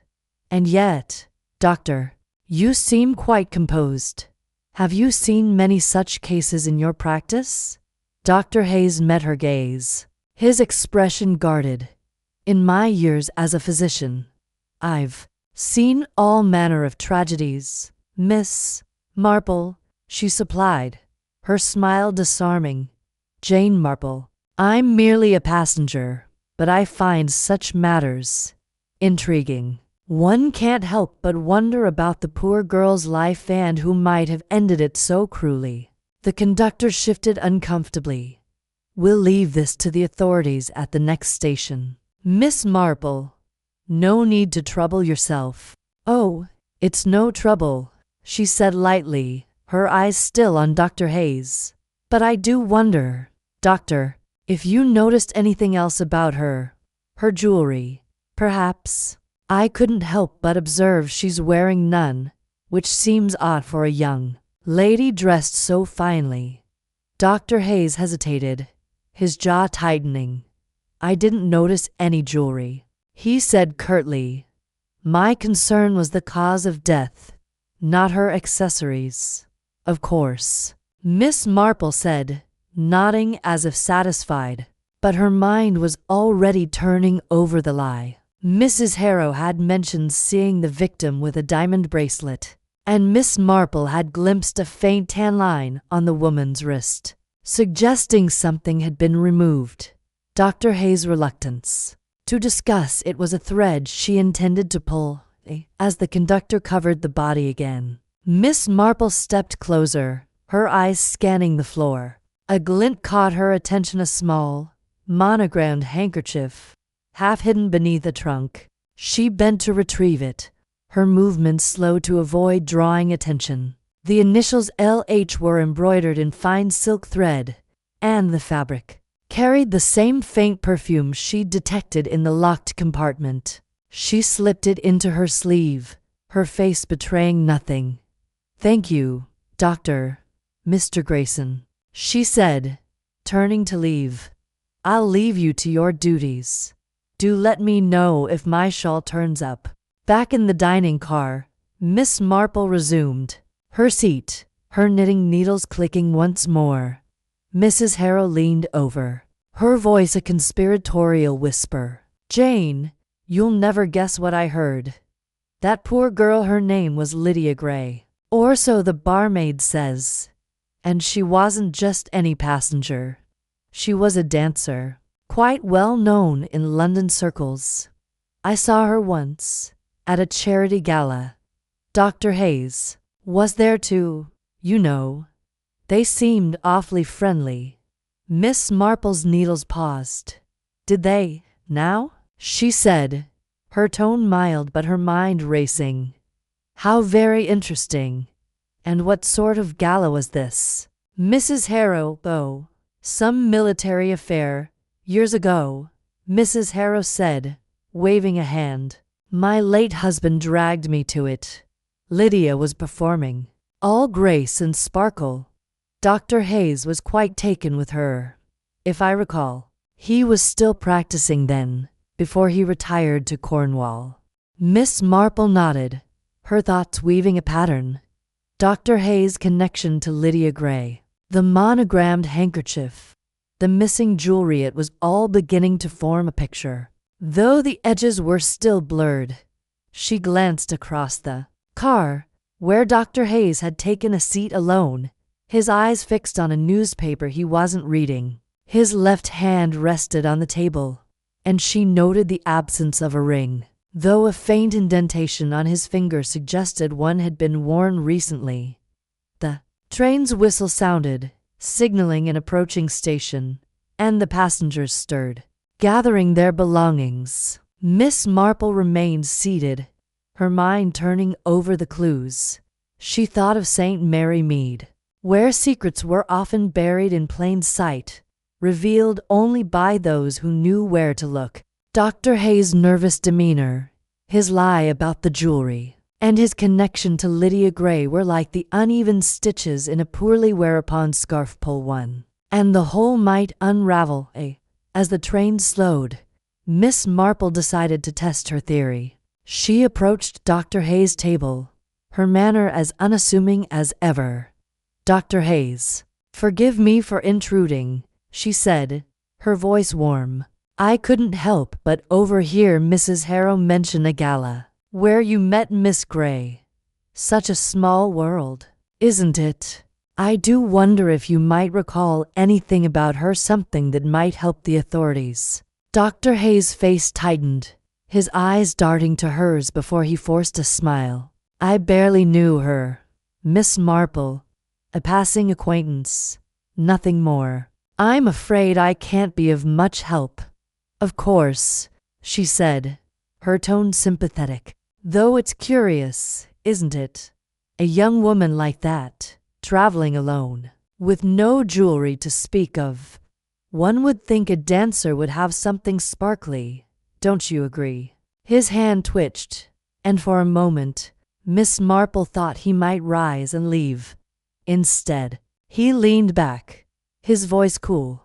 People aren't always what they seem, Miss Marple. Perhaps she had her reasons for traveling light. Perhaps, she said, smiling. Thank you, Doctor. You've been most kind.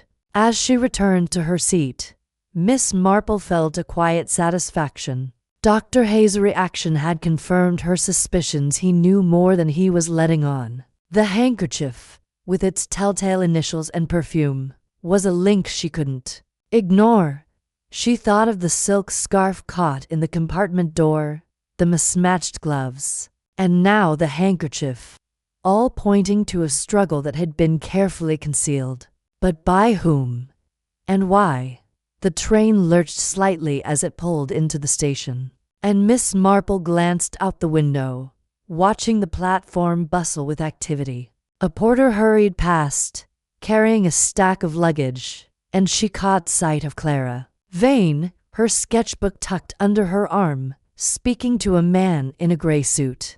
The man's face was turned away, but his posture was familiar, and Miss Marple's memory flickered to Clara's hidden drawing of a man with Lydia Gray. Could it be the same person? She made a mental note to speak with Clara again, perhaps to coax out the name the young artist had been too afraid to share.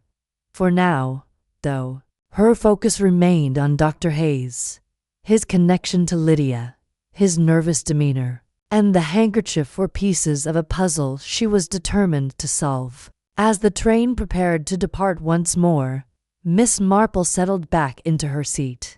Her knitting resumed, but her mind was far from idle. The midnight express was carrying more than passengers. It was carrying a mystery, and she intended to see it through to its destination. The day wore on, and Miss Marple spent it observing, listening, and piecing together the fragments of the case. In the lounge car, she overheard a snippet of conversation between two porters, one mentioning a gentleman in a gray suit who had been seen near the baggage car before the train stopped. In the dining car, Mrs. Harrow shared another tidbit. Lydia Gray had been rumored to have a wealthy patron, someone who showered her with gifts, including jewelry. Miss Marple filed each detail away, her mind like a ledger, recording every entry with precision. By evening, the train's atmosphere had grown taut, the passengers' unease palpable. Miss Marple decided to take a final stroll before retiring to her compartment. As she passed the lounge car, she saw Dr. Hayes standing alone by the window, his reflection ghostly in the glass. She paused, pretending to adjust her shawl, and watched as he reached into his pocket, pulling out a small object that glinted in the lamplight. A ring, perhaps, or something else entirely. Before she could get a better look, he slipped it back into his pocket and turned, catching her eye. For a moment, their gazes locked, and Miss Marple felt a chill that had nothing to do with the night air. She smiled, nodding politely, and continued on her way, her heart beating a little faster. Dr. Hayes was hiding something, and she was determined to find out what. Back in her compartment, Miss Marple sat by the window, the darkness outside broken only by the occasional flicker of a passing light. She took out the handkerchief, examining it under the soft glow of her reading lamp. The initials LH stared back at her, a silent accusation. She thought of Lydia Gray, her life cut short, and of the secrets that had died with her, or perhaps had not. The handkerchief, the perfume, the missing jewelry, it was all connected, and Dr. Hayes was at the center of it. As the train rocked gently, Miss Marple closed her eyes, letting the rhythm lull her into thought. She pictured St. Mary Mead, where the postmistress's gossip or the butcher's careless remark could unravel a scandal. Here, on the Midnight Express, the stakes were higher, but the principle was the same. Human nature was predictable, and its flaws were its own undoing. Dr. Hayes, with his polished exterior and hidden tremors, was no exception. The chapter of this mystery was far from closed. But Miss Marple felt a quiet confidence. The truth, like a train, would arrive at its station in time, and she would be there, waiting, with her knitting needles and her unerring eye for the details that others overlooked. Chapter 7. The artist's secret midnight express swayed gently through the English countryside, its rhythmic clatter a soothing counterpoint to the tension simmering among its passengers. Miss Jane Marple sat in her compartment, her knitting needles clicking softly, though her mind was far from the scarf taking shape in her lap. The murder of Miss Lydia Gray, the dancer found dead in the baggage car, had cast a shadow over the journey, and Miss Marple's sharp eyes missed nothing, not the nervous glances, not the whispered conversations, not the faint clues that others overlooked. This morning, the train's opulent dining car had been abuzz with guarded murmurs, but it was in the lounge car that Miss Marple found herself now, seated near a window where the rolling hills blurred past in shades of emerald and gold. Across from her, Clara Vane, the young artist with a penchant for sketching passengers, was bent over her sketchbook, her pencil moving with feverish intensity. Clara's auburn hair fell in loose waves, occasionally brushing the page, and her brow was furrowed in concentration. Miss Marple, ever observant, noted the way Clara's hand trembled slightly, as if her thoughts were as unsteady as the train's occasional lurch. "Miss Vane," Miss Marple said, her voice soft but carrying the gentle authority of a village spinster who had seen more of human nature than most. "Your sketches are quite remarkable. You have a gift for capturing not just faces, but something of the soul behind them." Clara looked up, startled, her green eyes wide. "Oh, Miss Marple, I didn't realize you were watching. I suppose I get lost in it sometimes. It's easier to draw people than to talk to them." Miss Marple smiled, her eyes crinkling with warmth. "I find people reveal themselves in both what they say and what they choose not to. Your sketches, for instance, they tell stories of their own, don't they?" Clara's fingers tightened around her pencil, and she glanced down at her sketchbook, where a half-finished portrait of Lydia Gray stared back. The dancer's sharp cheekbones and expressive eyes were rendered with uncanny precision. But there was something else, a shadow in the background, a man's silhouette, faceless yet distinct in a tailored gray suit. Miss Marple's gaze lingered on it, and Clara quickly flipped the page, revealing a sketch of the dining car instead. "You knew Miss Gray, didn't you?" Miss Marple asked, her tone as casual as if she were inquiring about the weather. "I couldn't help but notice your drawing of her. It's quite striking." Clara's cheeks flushed, and she tucked a strand of hair behind her ear. I didn't know her well. I saw her in the lounge car before we left London. She was so vibrant, like she belonged on a stage, not a train. I sketched her because she was interesting. That's all." Miss Marple nodded, her needles pausing for a moment. "Interesting people often have interesting secrets. And you, my dear, seem to carry a few of your own. That man in your sketch, for instance, he's not just a shadow, is he?" Clara's breath hitched, and she closed her sketchbook with a snap. "I don't know what you mean, Miss Marple. It's just a drawing. I make things up sometimes, of course," Miss Marple said, her voice soothing but her eyes sharp. "But I've found that artists, like knitters, often weave truth into their creations, even when they don't intend to. You saw Miss Gray with someone, didn't you? Someone who might matter to this dreadful business." The lounge car was quiet now, save for the clink of glasses as Elsie, the barmaid, polished the counter at the far end. A few passengers lingered, a businessman reading a newspaper, a young couple murmuring over cocktails, but the air felt heavy, as if the train itself were holding its breath. Clara glanced around, her fingers fidgeting with the edge of her sketchbook. "I don't want to get involved," she whispered, her voice barely audible over the train's hum. "It's not my place. And besides, I have my own troubles. I'm only on this train because I needed to get away." Miss Marple leaned forward slightly, her expression one of quiet empathy. "My dear, I understand needing to escape. In St. Mary Mead, I've seen many a soul run from their troubles, only to find them waiting at the next station. But sometimes sharing a burden lightens it. And if you know something about Miss Grey, it might help bring her justice." Clara's eyes glistened, and she bit her lip, clearly wrestling with herself. Miss Marple waited, her patience as steady as the train's rhythm. She had learned long ago that silence was often the best prompt for confession. Finally, Clara spoke, her voice low and halting.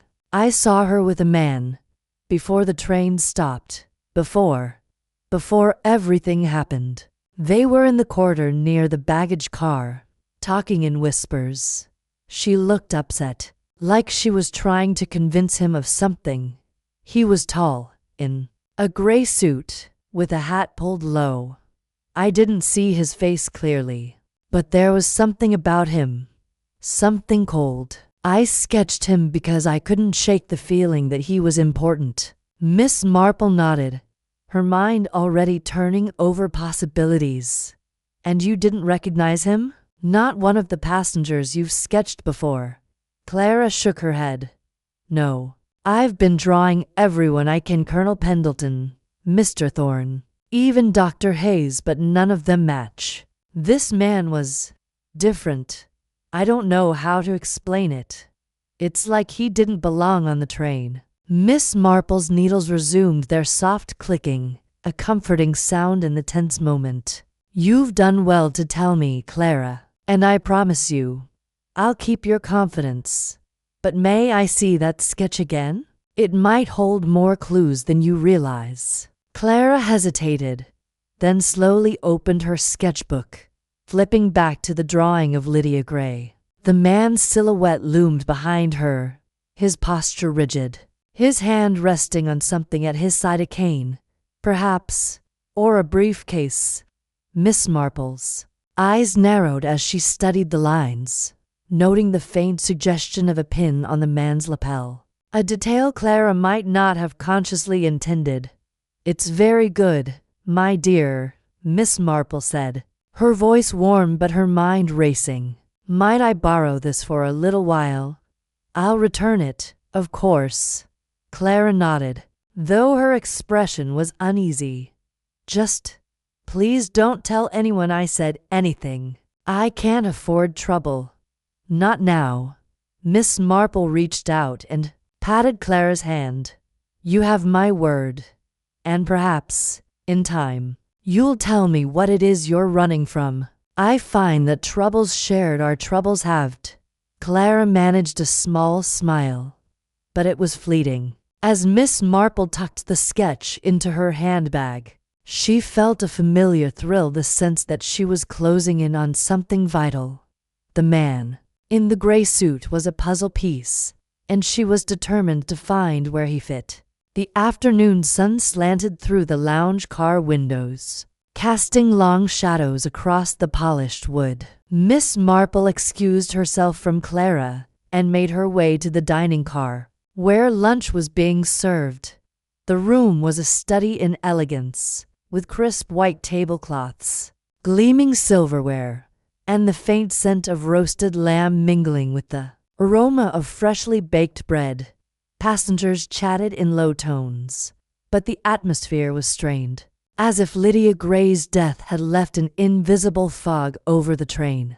Miss Marple took a seat near the window, her eyes scanning the room. Colonel Arthur Pendleton sat alone, his military bearing unmistakable even as he cut his meat with unnecessary precision. Mr. Reginald Thorne, the industrialist, was deep in conversation with a younger man Miss Marple hadn't noticed before, a sharp-faced fellow with slicked-back hair and a nervous habit of tapping his fork against his plate. Dr. Lionel Hayes, the retired physician, was absent, likely still shaken from his examination of the body, and Clara, who had promised to join her, was nowhere to be seen.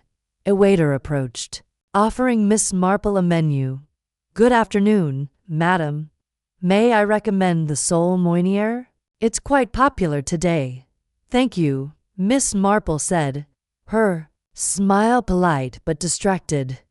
"I'll have the vegetable soup and a pot of tea, please. Oh, and might you tell me if Miss Vane has been in?" "The young lady with the sketchbook?" The waiter shook his head. "Not yet, madam. She was in the lounge car earlier, but I haven't seen her here." Miss Marple nodded, her mind turning. Clara's absence was curious, especially after their conversation. Had the young artist retreated to her compartment, or was she avoiding someone? Miss Marple sipped her tea when it arrived, her thoughts drifting to the sketch. The man in the gray suit was a shadow in more ways than one, and she suspected he was the key to unraveling Lydia's death. As she spooned her soup, she overheard a snippet of conversation from Thorne's table. The younger man was speaking in a low, urgent tone. "Reginald, you can't ignore this. If they find out, it's over. You know what she was carrying." Thorne's voice was sharp. "Keep your voice down, Victor. No one knows anything, and they won't unless you lose your nerve." Miss Marple's spoon paused halfway to her mouth. Victor. The name matched the initials VL she had seen in Lydia's diary, found hidden in her compartment.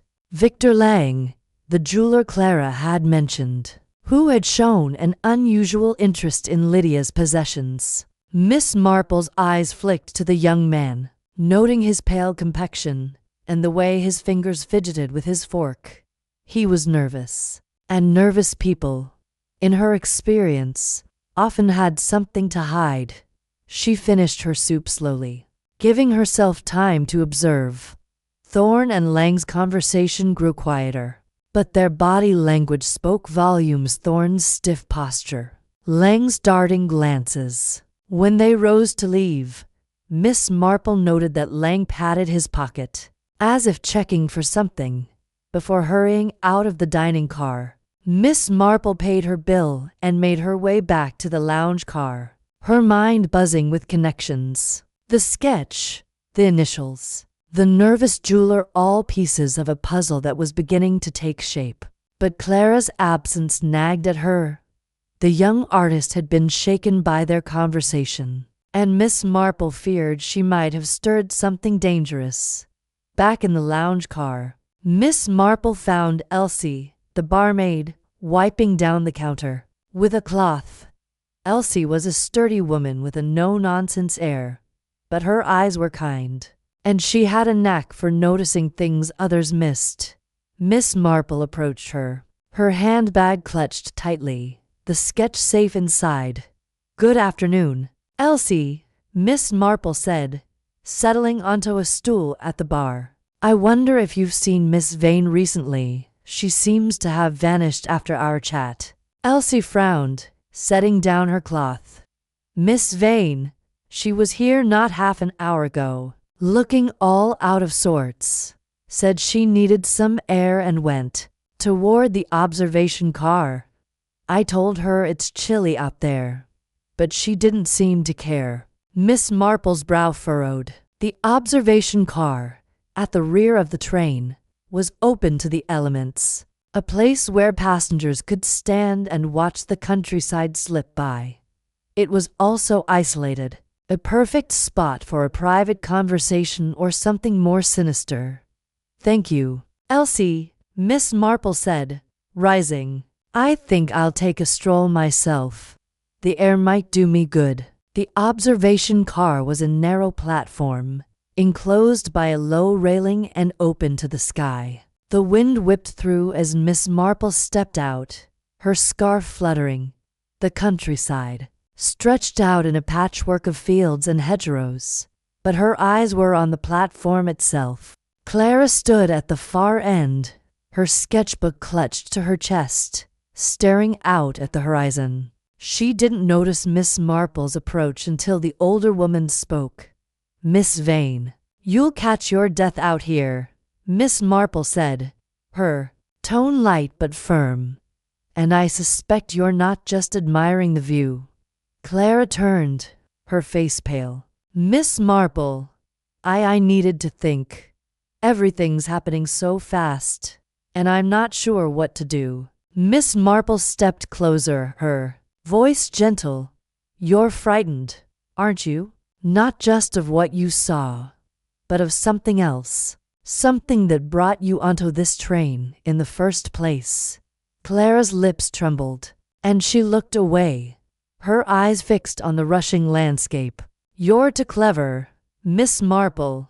I thought I could leave it all behind, but it's followed me, hasn't it?" Miss Marple placed a hand on Clara's arm, her touch steadying. "My dear, I've seen many young women in St. Mary Mead run from their troubles. Love, scandal, fear, they're all old stories, but they hurt just the same.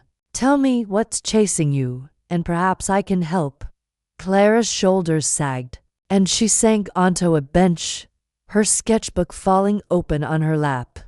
It's Richard. My fiancé, or he was, until a month ago. He's a painter, like me, but he's not a good man. He got mixed up with some people, dangerous people, and when I tried to leave him, he threatened me, said he'd find me, no matter where I went. I thought if I took this train, got away to Cornwall, I could start over." Miss Marple's eyes softened, but her mind was sharp. "And this man in the gray suit, do you think he might be connected to Richard?" Clara shook her head, then hesitated. "I don't know. I didn't see his face, but there was something about him. The way he moved, like he was always watching. Richard used to work with a man like that, someone who dealt in things that weren't quite legal. Gems, maybe, or art. I didn't ask questions I didn't want to know." Miss Marple's thoughts raced. Gems, the diamond bracelet Elsie had mentioned, now missing from Lydia's possessions. Victor Lang, the jeweler, with his nervous habits. And now Clara's story of a dangerous ex-fiancé tied to illicit dealings. The threads were weaving together, but the pattern was still unclear. "Clara," Miss Marple said, her voice firm but kind, "you've been very brave to tell me this. I promise you, I'll do everything I can to keep you safe. But I need you to trust me. If you see this man again, or anyone who reminds you of Richard, you must tell me at once." Clara nodded, her eyes brimming with tears. "I will. Thank you, Miss Marple. I don't know why, but I feel like you're the only one I can trust on this train." Miss Marple smiled, patting Clara's hand. "That's because I'm an old woman who's seen a great deal of life, my dear. Now, let's get you inside before you freeze." As they returned to the lounge car, Miss Marple's mind was alight with possibilities. The man in the gray suit was no mere passenger, he was a player in a larger game, one that had cost Lydia Gray her life. And Clara, with her secrets and her sketches, was now a vital ally. Miss Marple tucked the sketchbook under her arm, her resolve hardening. The midnight express was hurtling toward Cornwall, but before it reached its destination, she would uncover the truth no matter how deeply it was hidden.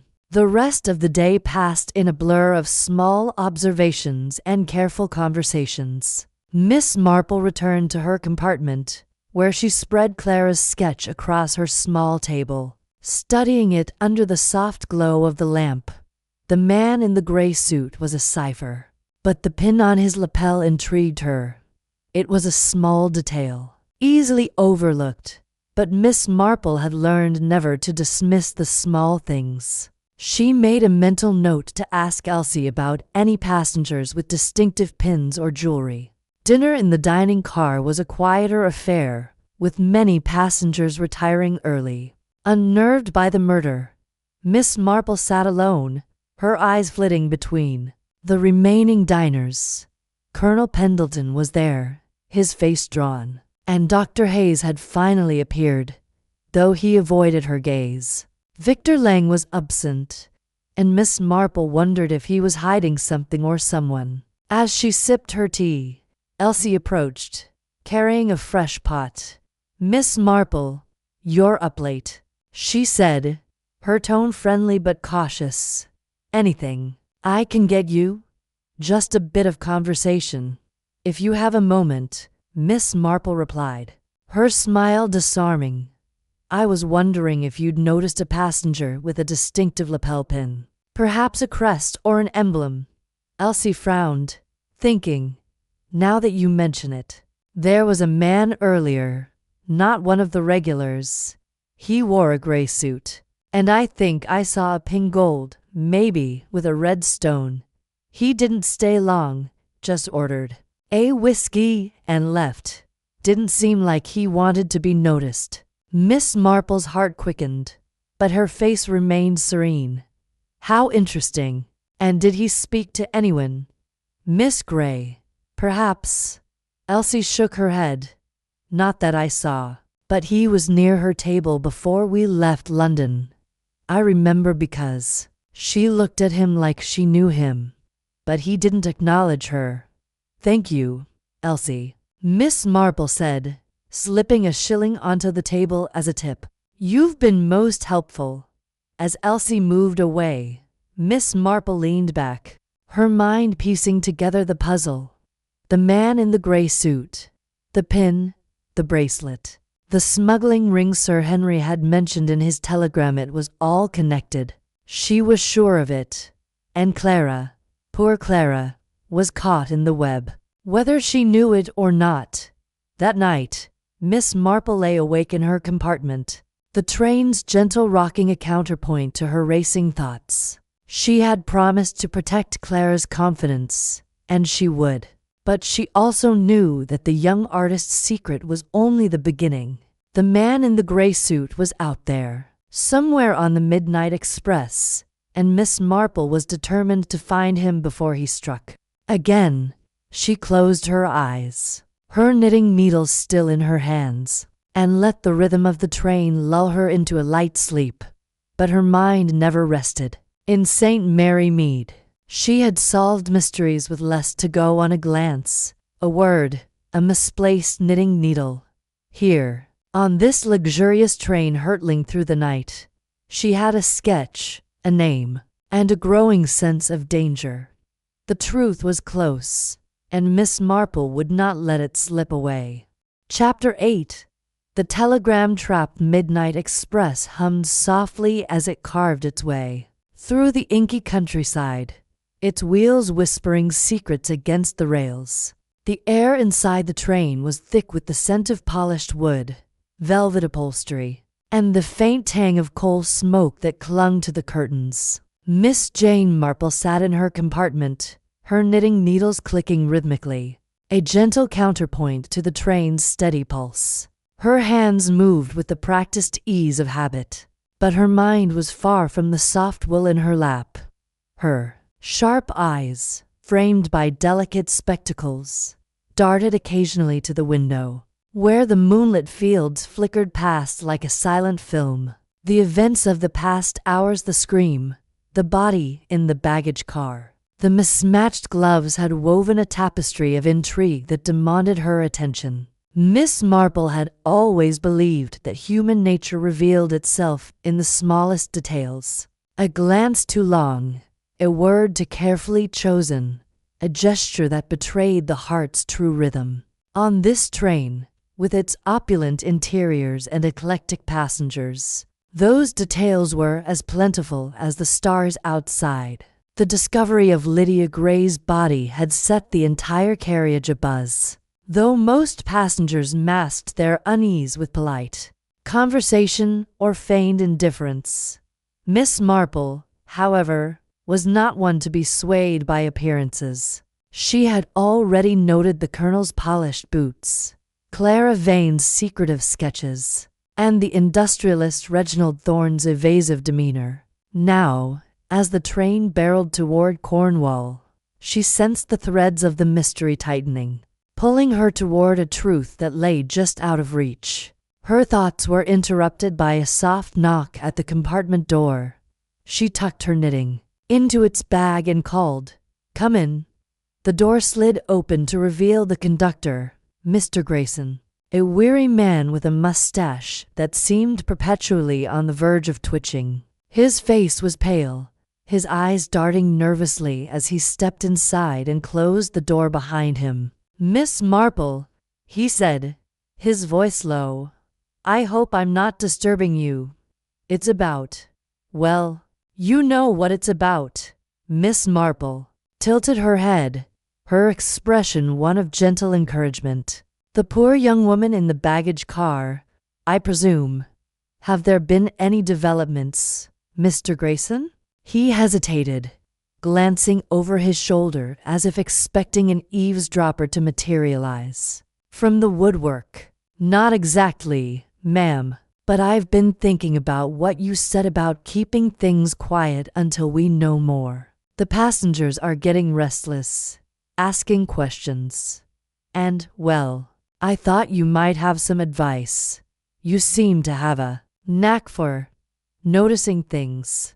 Miss Marple's lips curved into a faint smile. She had cultivated this reputation carefully over the years, allowing others to underestimate her as a harmless old spinster, while she quietly observed the world's undercurrents. "I'm flattered by your confidence, Mr. Grayson," she said, "but I wonder if you might help me with a small matter. I'd like to send a telegram when we reach the next station, a message to a friend who might assist us in this unfortunate business."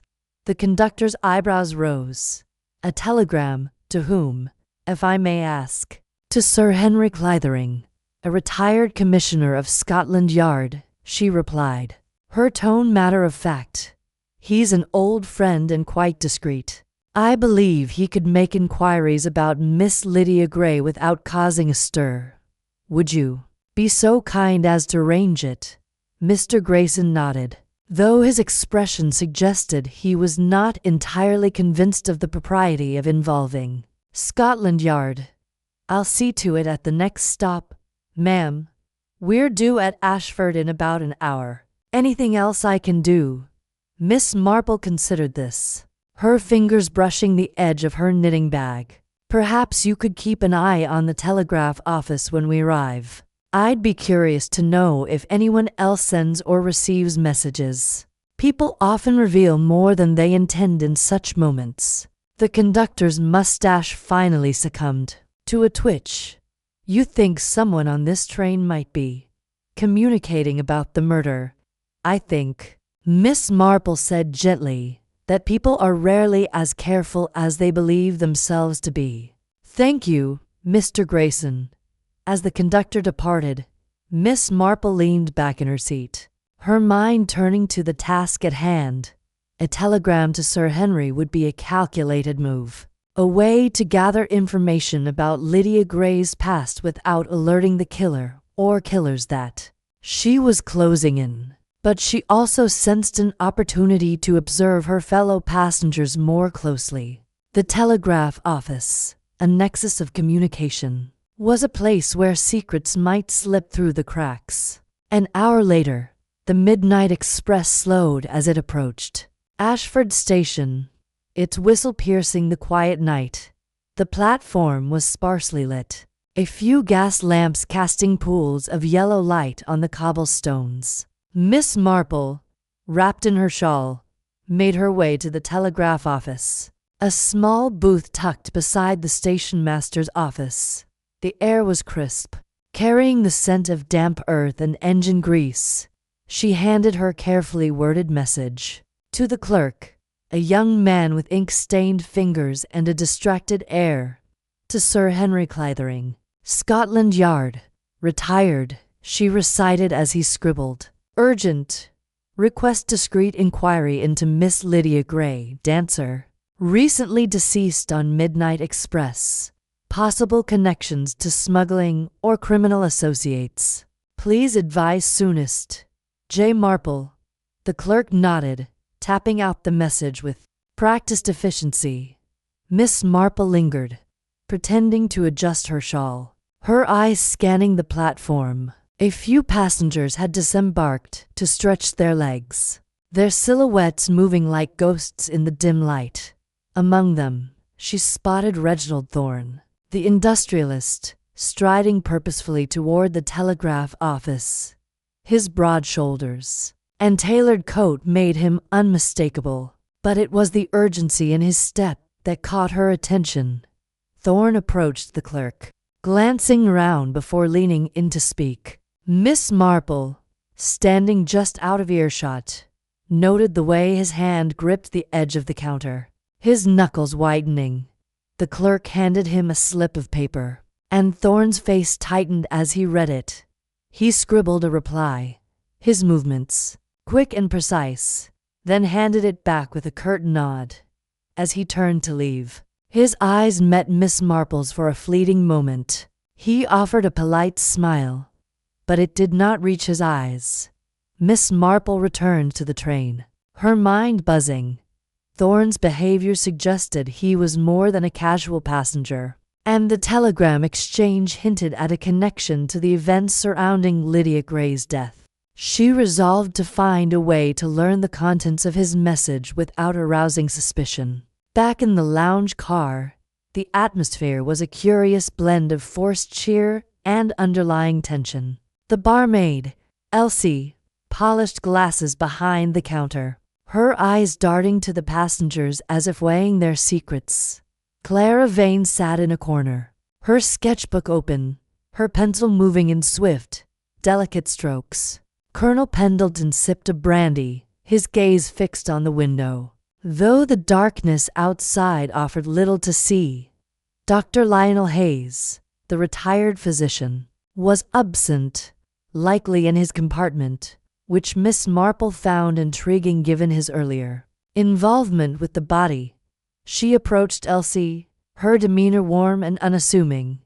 My dear, you must be exhausted, working through all this commotion, she said, settling onto a stool at the bar. Have you had a moment to rest? Elsie's shoulders relaxed slightly, grateful for the kindness. Not much, ma'am. It's been a strange night. What with?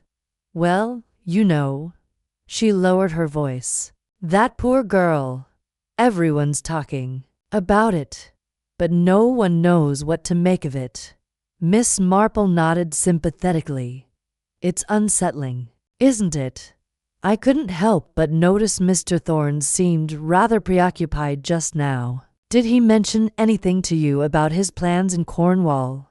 Elsie hesitated, then leaned closer. He didn't say much, but he was in here earlier, asking if the telegraph office was open at Ashford. Seemed in a hurry to send something. I reckon he's got business troubles. The way he was muttering about delays and complications. Complications, Miss Marple repeated softly, as if musing to herself. How curious. Did he say anything else? Perhaps about Miss Gray? Elsie shook her head. Not a word about her, ma'am, but I saw him talking to her before we left London. They were in the dining car, and it looked like an argument. She was waving her hands, all upset, and he was trying to calm her down. Then she stormed off. Miss Marple's eyes gleamed behind her spectacles. Thank you, Elsie. You've been most helpful. She slipped a coin onto the counter, a small gesture that ensured Elsie's goodwill, and made her way to a table near Clara Vane. Clara looked up, her expression wary but softened by Miss Marple's gentle smile. Miss Vane, your sketches are quite remarkable, Miss Marple said, peering at the open page, which depicted the lounge car in exquisite detail. You have a gift for capturing the essence of a moment. Clara blushed, closing her sketchbook halfway. Thank you, Miss Marple. It's just something I do to pass the time, and perhaps to make sense of things, Miss Marple said lightly. I find that observing people closely often reveals more than they intend. For instance, I noticed Mr. Thorne at the telegraph office just now. He seemed rather anxious. Have you seen anything in your sketches that might shed light on his mood? Clara's fingers tightened on her pencil. I did sketch him earlier, she admitted. He was talking to someone in the corridor, but I couldn't see who. He looked angry, though. His jaw was all tight, like he was trying not to shout. Miss Marple nodded, filing this away. You're very observant, my dear. If you happen to recall anything else, do let me know. I have a feeling every detail matters on this journey. As Clara returned to her sketching, Miss Marple's thoughts turned to the telegram office. She needed to know what Thorne had sent, but accessing the clerk's records would be tricky. She considered her options, her mind as nimble as her knitting needles. Then an idea struck her, a way to turn the telegraph itself into a trap. She returned to her compartment and penned a second message, this one to the station master at Ashford, requesting that any telegrams sent by passengers on the midnight express be copied and held for her review, citing Sir Henry's authority. It was a bold move, but Miss Marple had learned long ago that boldness, tempered with discretion, often yielded results. She handed the message to Mr. Grayson when he passed by, asking him to ensure it was sent discreetly. As the train pulled away from Ashford, Miss Marple settled into her seat. Her knitting resumed. The lounge car grew quieter as passengers retired for the night, but she remained alert, her ears attuned to every sound. Then, faintly, she heard it. The sharp tap-tap of the telegraph key from the conductor's office, a sound that carried through the thin walls of the train. Someone was sending a message, and it was not the scheduled communication with the next station. She rose, moving silently to the corridor, her shawl draped over her shoulders like a cloak of invisibility. The conductor's office was a small cubicle near the dining car, its door slightly ajar. Peering through the gap, she saw Mr. Grayson hunched over the telegraph, his fingers moving with practiced speed. He paused, reading a slip of paper, then continued tapping. Miss Marple strained to listen, her memory piecing together the Morse code she had once learned as a curiosity in her youth. The message was brief but telling. Silent, nitrogen monoxide word to anyone. Delay confirmed. It was signed with a single initial, T. Miss Marple's heart quickened. The T could only be Reginald Thorne. The message's cryptic nature suggested he was communicating with an accomplice, perhaps someone involved in Lydia Gray's death. She retreated to her compartment, her mind racing. The telegram confirmed her suspicions. Thorne was not merely a passenger with business troubles. He was entangled in something far darker, and the warning to stay silent hinted at a conspiracy that extended beyond the train. The night deepened, and the train's rhythm became a lullaby for the weary. But Miss Marple did not sleep. She sat by the window, her knitting idle, her thoughts weaving a net to catch a killer. The torn ticket stub she had found under Thorne's seat earlier now took on new significance. Marked with an unfamiliar station, Bexhill, not on the midnight express's route. It suggested Thorne had plans that diverged from his stated destination. Was Bexhill a meeting point, a drop-off for smuggled goods, or something else entirely? As dawn began to paint the horizon with streaks of gold, a reply from Sir Henry arrived. delivered by a sleepy porter. Miss Marple unfolded the slip of paper, her eyes scanning the words. Lydia Gray, dancer, known to authorities. Suspected ties to smuggling, ring dealing in stolen gems. Associates include known fences and couriers. Proceed with utmost caution. H. Clithering. Miss Marple folded the telegram and tucked it into her bag, her expression serene but her mind alight with purpose. The pieces were falling into place. Lydia Gray had been no ordinary passenger. She had been a cog in a criminal machine, and her death was likely meant to silence her. Thorne's coded telegram, the ticket stub, and his argument with Lydia pointed to his involvement. But Miss Marple knew better than to leap to conclusions. Human nature was complex, and the truth often lay in the shadows of half-spoken words and hidden glances. She resolved to watch Thorne closely, to lay her trap with care. The next station, the next conversation, the next fleeting glance each would bring her closer to unraveling the mystery of the fallen body on the midnight express. As the train sped toward its destination, Miss Marple felt a quiet thrill, the kind that came from knowing she was on the right track, her instincts as sharp as the rails beneath her. Chapter 9. Shadows in the Sleeperth Midnight Express hummed through the night, its wheels clacking rhythmically against the tracks, a steady pulse that belied the tension simmering within its polished compartments. Miss Jane Marple, seated in her sleeper berth, adjusted her spectacles and tucked a stray wisp of white hair beneath her lace cap. Her knitting needles clicked softly, a counterpoint to the train's cadence, but her mind was far from the scarf.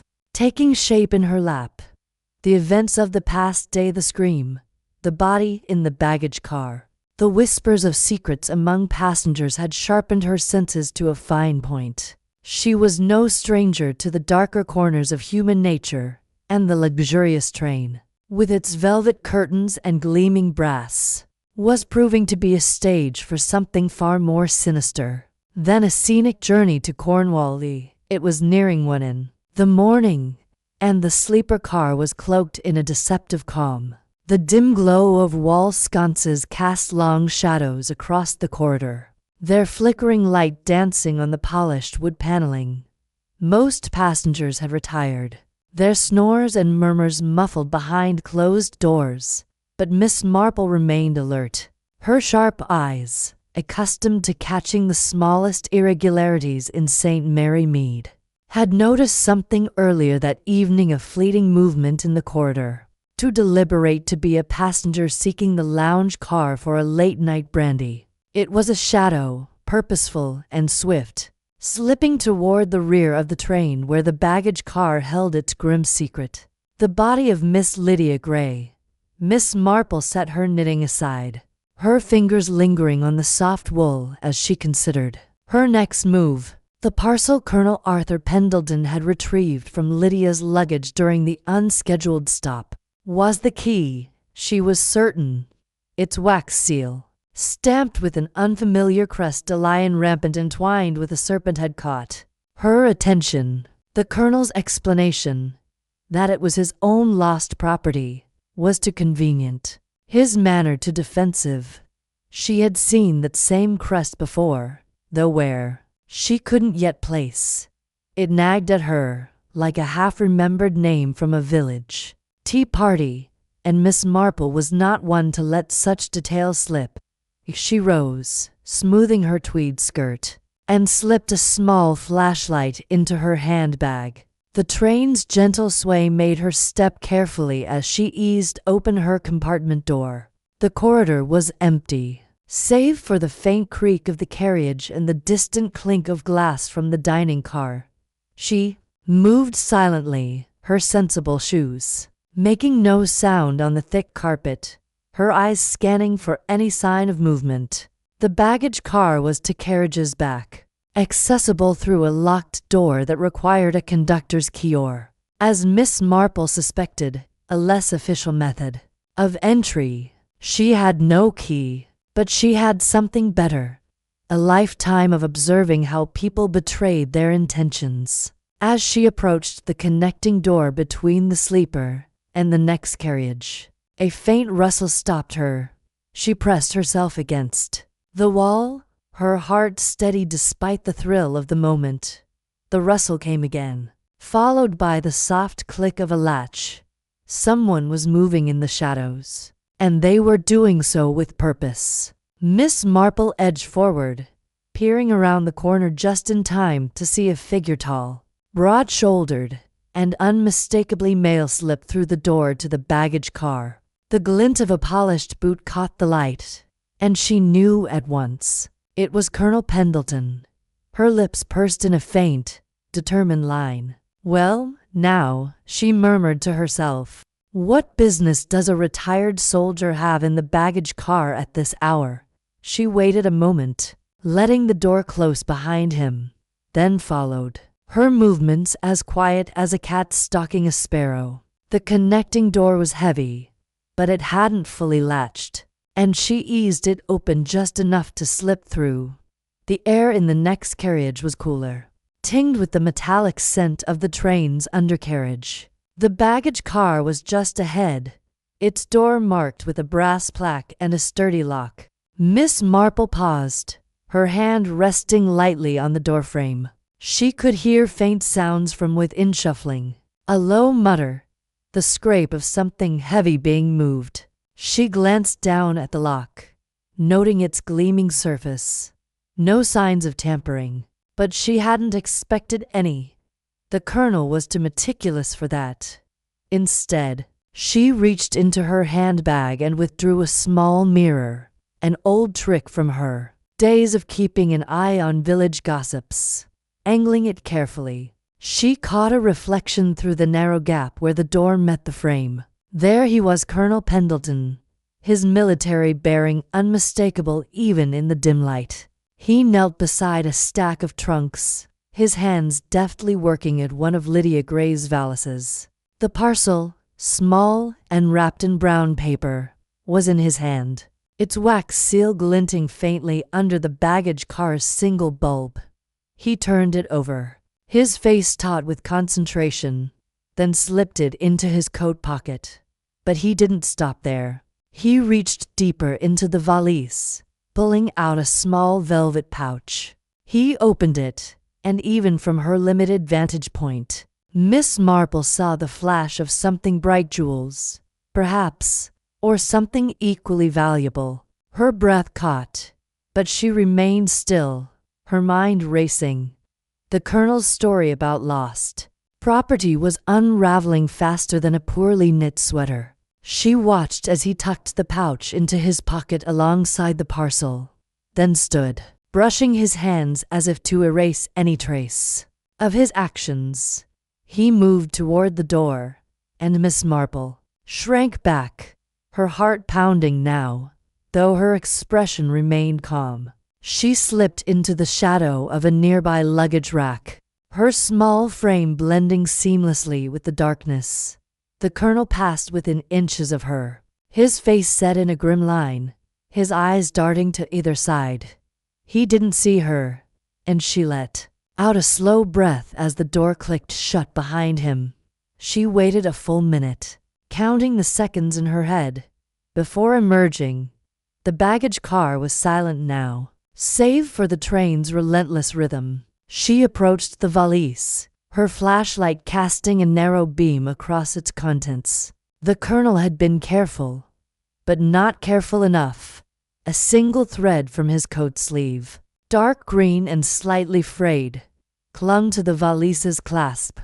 Miss Marple plucked it free with a pair of tweezers from her handbag, tucking it into an envelope she kept for just such occasions.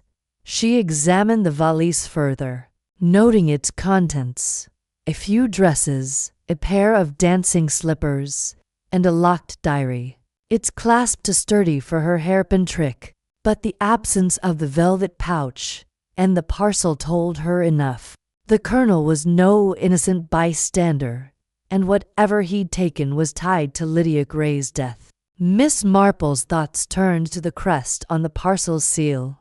She closed her eyes, sifting through her memory.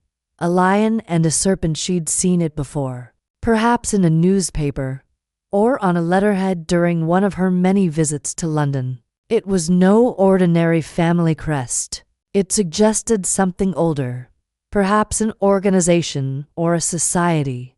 She returned to her compartment, her mind buzzing with possibilities. The Colonel's actions confirmed her suspicions, but they also raised new questions. Why risk retrieving the parcel now, under cover of night? Was he acting alone? Or was he protecting someone or something else? She sat at the small fold-down desk in her berth, pulling out her notebook.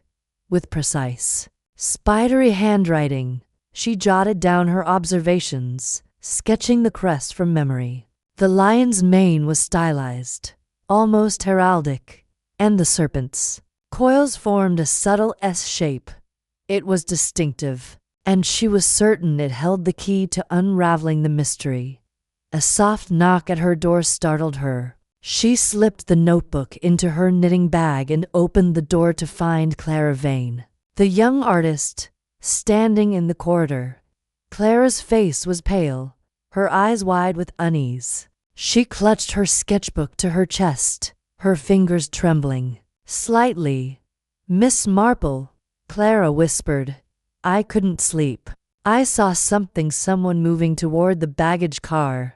I thought you should know." Miss Marple gestured for her to enter, closing the door softly behind her. "Sit down, my dear," she said, her voice calm but firm. "Tell me exactly what you saw."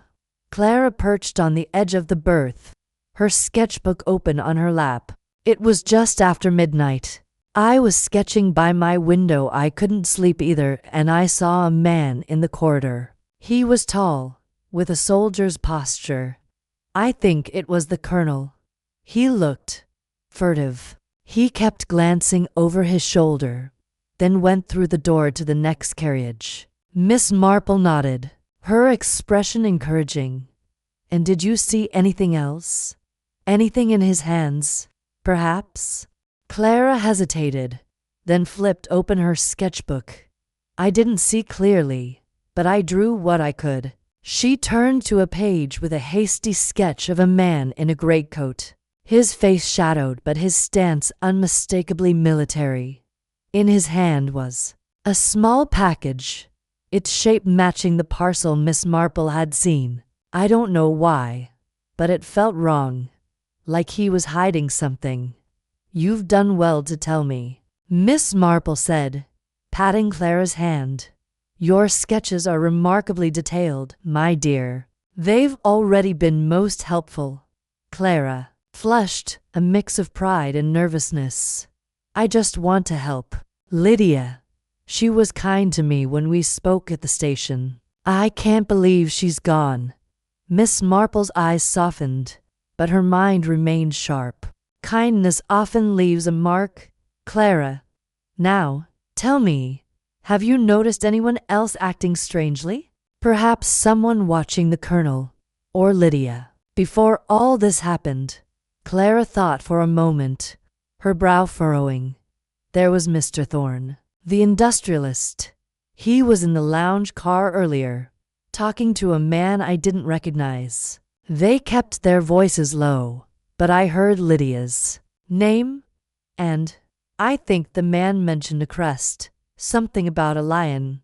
I didn't catch it all, but it seemed important. Miss Marple's pulse quickened, though her face betrayed nothing. "A lion, you say? How interesting. And this man, can you describe him?" Clara flipped to another page in her sketchbook, revealing a quick study of a lean, sharp-faced man with a thin mustache.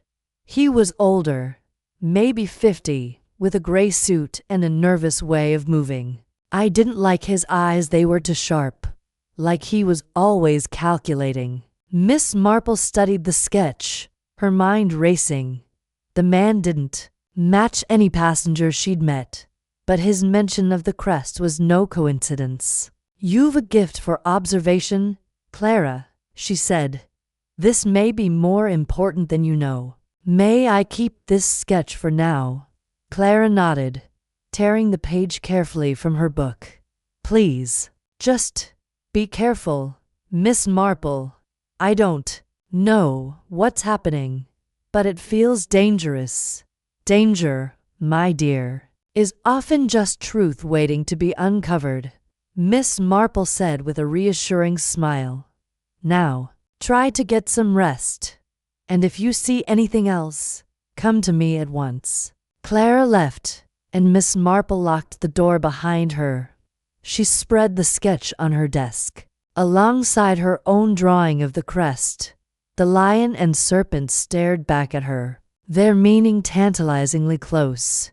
She reached into her knitting bag and retrieved the parcel, which she'd managed to slip from the Colonel's pocket during a brief encounter in the dining car earlier that evening.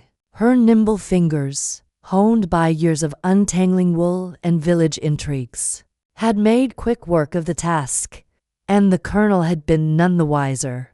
The parcel was heavier than it looked, its contents shifting slightly as she turned it over.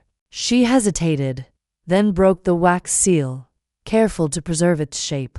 Inside was a small leather case, and within that, a collection of paper's letters. By the look of them, written in a precise, slanting hand, she scanned the first one, her eyes narrowing as she read. "The Order of the Serpent's Coil will meet at the usual place. The shipment must be secured before Cornwall. LG knows to much silence her, or the plan fails." The letter was unsigned, but the crest was stamped at the bottom, identical to the one on the seal. Miss Marple's lips tightened. The Order of the Serpent's Coil sounded like something out of a Gothic novel, but the danger was real. Lydia Gray had been entangled in something far larger than a personal dispute, and the Colonel's involvement suggested he was no mere bystander. She tucked the letters back into the case, her mind racing. The order, the crest, the jewels in the velvet pouch, it all pointed to a smuggling operation, one that used the Midnight Express as a conduit. But why kill Lydia? Had she threatened to expose them? Or was she a courier who'd outlived her usefulness? And what was the Colonel's role? Mastermind? Pawn? Or something else entirely? A sudden jolt of the train snapped her from her thoughts. The carriage swayed, and a low whistle sounded from the engine, signaling another stop. Miss Marple glanced out her window, expecting to see the darkened countryside, but instead, she saw the faint glow of a station platform. The sign read Ashford Halt, a small, unscheduled stop not listed on the train's itinerary. Her instincts prickled. This was no coincidence. She slipped the parcel into her knitting bag, securing it beneath a skein of wool, and stepped into the corridor. The train was eerily quiet, the passengers either asleep or unaware of the stop. She made her way to the lounge car, where a single lamp burned low. There, standing by the window, was Mr. Reginald Thorne, his face pale in the moonlight. He turned as she entered, his eyes narrowing. "Miss Marple," he said, his voice smooth but guarded. "Up late, I see. Trouble sleeping, though." "I find the night air quite stimulating," she replied, her tone light but her eyes sharp. "And you, Mr. Thorne? What brings you to the lounge at this hour?" He hesitated, his fingers tightening on the glass of brandy in his hand. "Just taking in the view. Ashford Halt is an odd place to stop, don't you think?" "Very odd," Miss Marple agreed, settling into a chair. "Almost as odd as a man receiving a coded telegram warning him to stay silent." Thorne's glass froze halfway to his lips.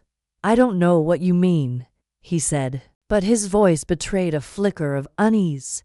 "Oh, I think you do," Miss Marple said, her voice gentle but unyielding. You see, I've a habit of noticing things, like the way you avoided questions about your business in Cornwall, or the torn ticket stub I found under your seat, marked for a station that doesn't exist on this route. And then there's the matter of your conversation with Miss Grey before the train departed. Quite a heated one, I'm told. Thorne's face hardened, but he forced a smile. You're a curious old lady, aren't you? Be careful, Miss Marple. Curiosity can be dangerous on a train like this. Danger, she said, her eyes twinkling, is often just a matter of perspective. Now, why don't you tell me about the Order of the Serpent's Coil? I suspect you know more than you're letting on. Thorne's smile vanished, replaced by a cold, calculating stare. For a moment, she thought he might bolt, but the train's whistle sounded again, and the carriage lurched as it began to move. He set his glass down, his movements deliberate. You're playing a risky game, Miss Marple, he said. Some secrets are better left alone. Perhaps, she replied, but I've never been one for leaving things alone. Good night, Mr. Thorne. She rose and left the lounge, her heart pounding but her step steady. Thorne's reaction confirmed her suspicions he was involved, and the unscheduled stop at Ashford Halt was no accident. Someone, or something, was waiting at that station, and the Colonel's nocturnal visit to the baggage car suggested he was part of it. Back in her compartment, Miss Marple locked the door and sat down, her knitting bag in her lap. She pulled out the parcel again, examining the letters more closely. One mentioned a rendezvous at the old manor, a location she vaguely recalled from a map of Cornwall she'd studied before the journey. Another referenced VL, the same initials from Lydia's diary. Victor Lang, the jeweler, was the obvious suspect, but Miss Marple wasn't convinced. Lang's nervousness seemed more like fear than guilt, and the crest pointed to a larger organization, one that might include multiple players. She leaned back, her eyes half closed, letting the pieces of the puzzle shift in her mind. The Colonel, Thorne, the mysterious man in the gray suit, the crest, the jewels. It was a tapestry of motives and secrets, woven together by greed and fear. And at its center was Lydia Gray, a dancer who'd stumbled into something deadly. As the train sped toward Cornwall, Miss Marple made a decision. She would hide the parcel in her knitting bag, its contents too dangerous to carry openly. Tomorrow, she would confront the Colonel again, using Clara's sketch and the thread from his coat as leverage. And she would watch Thorne, whose coded telegram suggested he was more than a bystander. The Midnight Express was a moving stage, and Miss Marple was determined to see the final act played out. She tucked the knitting bag under her pillow, her fingers brushing the parcel one last time. The lion and serpent crest seemed to pulse in her mind, a symbol of something ancient and ruthless. Human nature, she murmured, is never quite as simple as it seems. The train's whistle sounded again, a lonely cry in the night, and Miss Marple closed her eyes, her mind already mapping the next move in this deadly game of shadows. Chapter 10. The barmaid's Talith Midnight Express hummed through the night, its wheels clacking rhythmically against the tracks, a steady pulse beneath the murmurs of passengers. Restless in their berths, Miss Jane Marple sat in the lounge car, her knitting needles clicking softly, their gentle cadence blending with the train's own song. The car was dimly lit, its polished wood paneling reflecting the soft glow of brass lamps.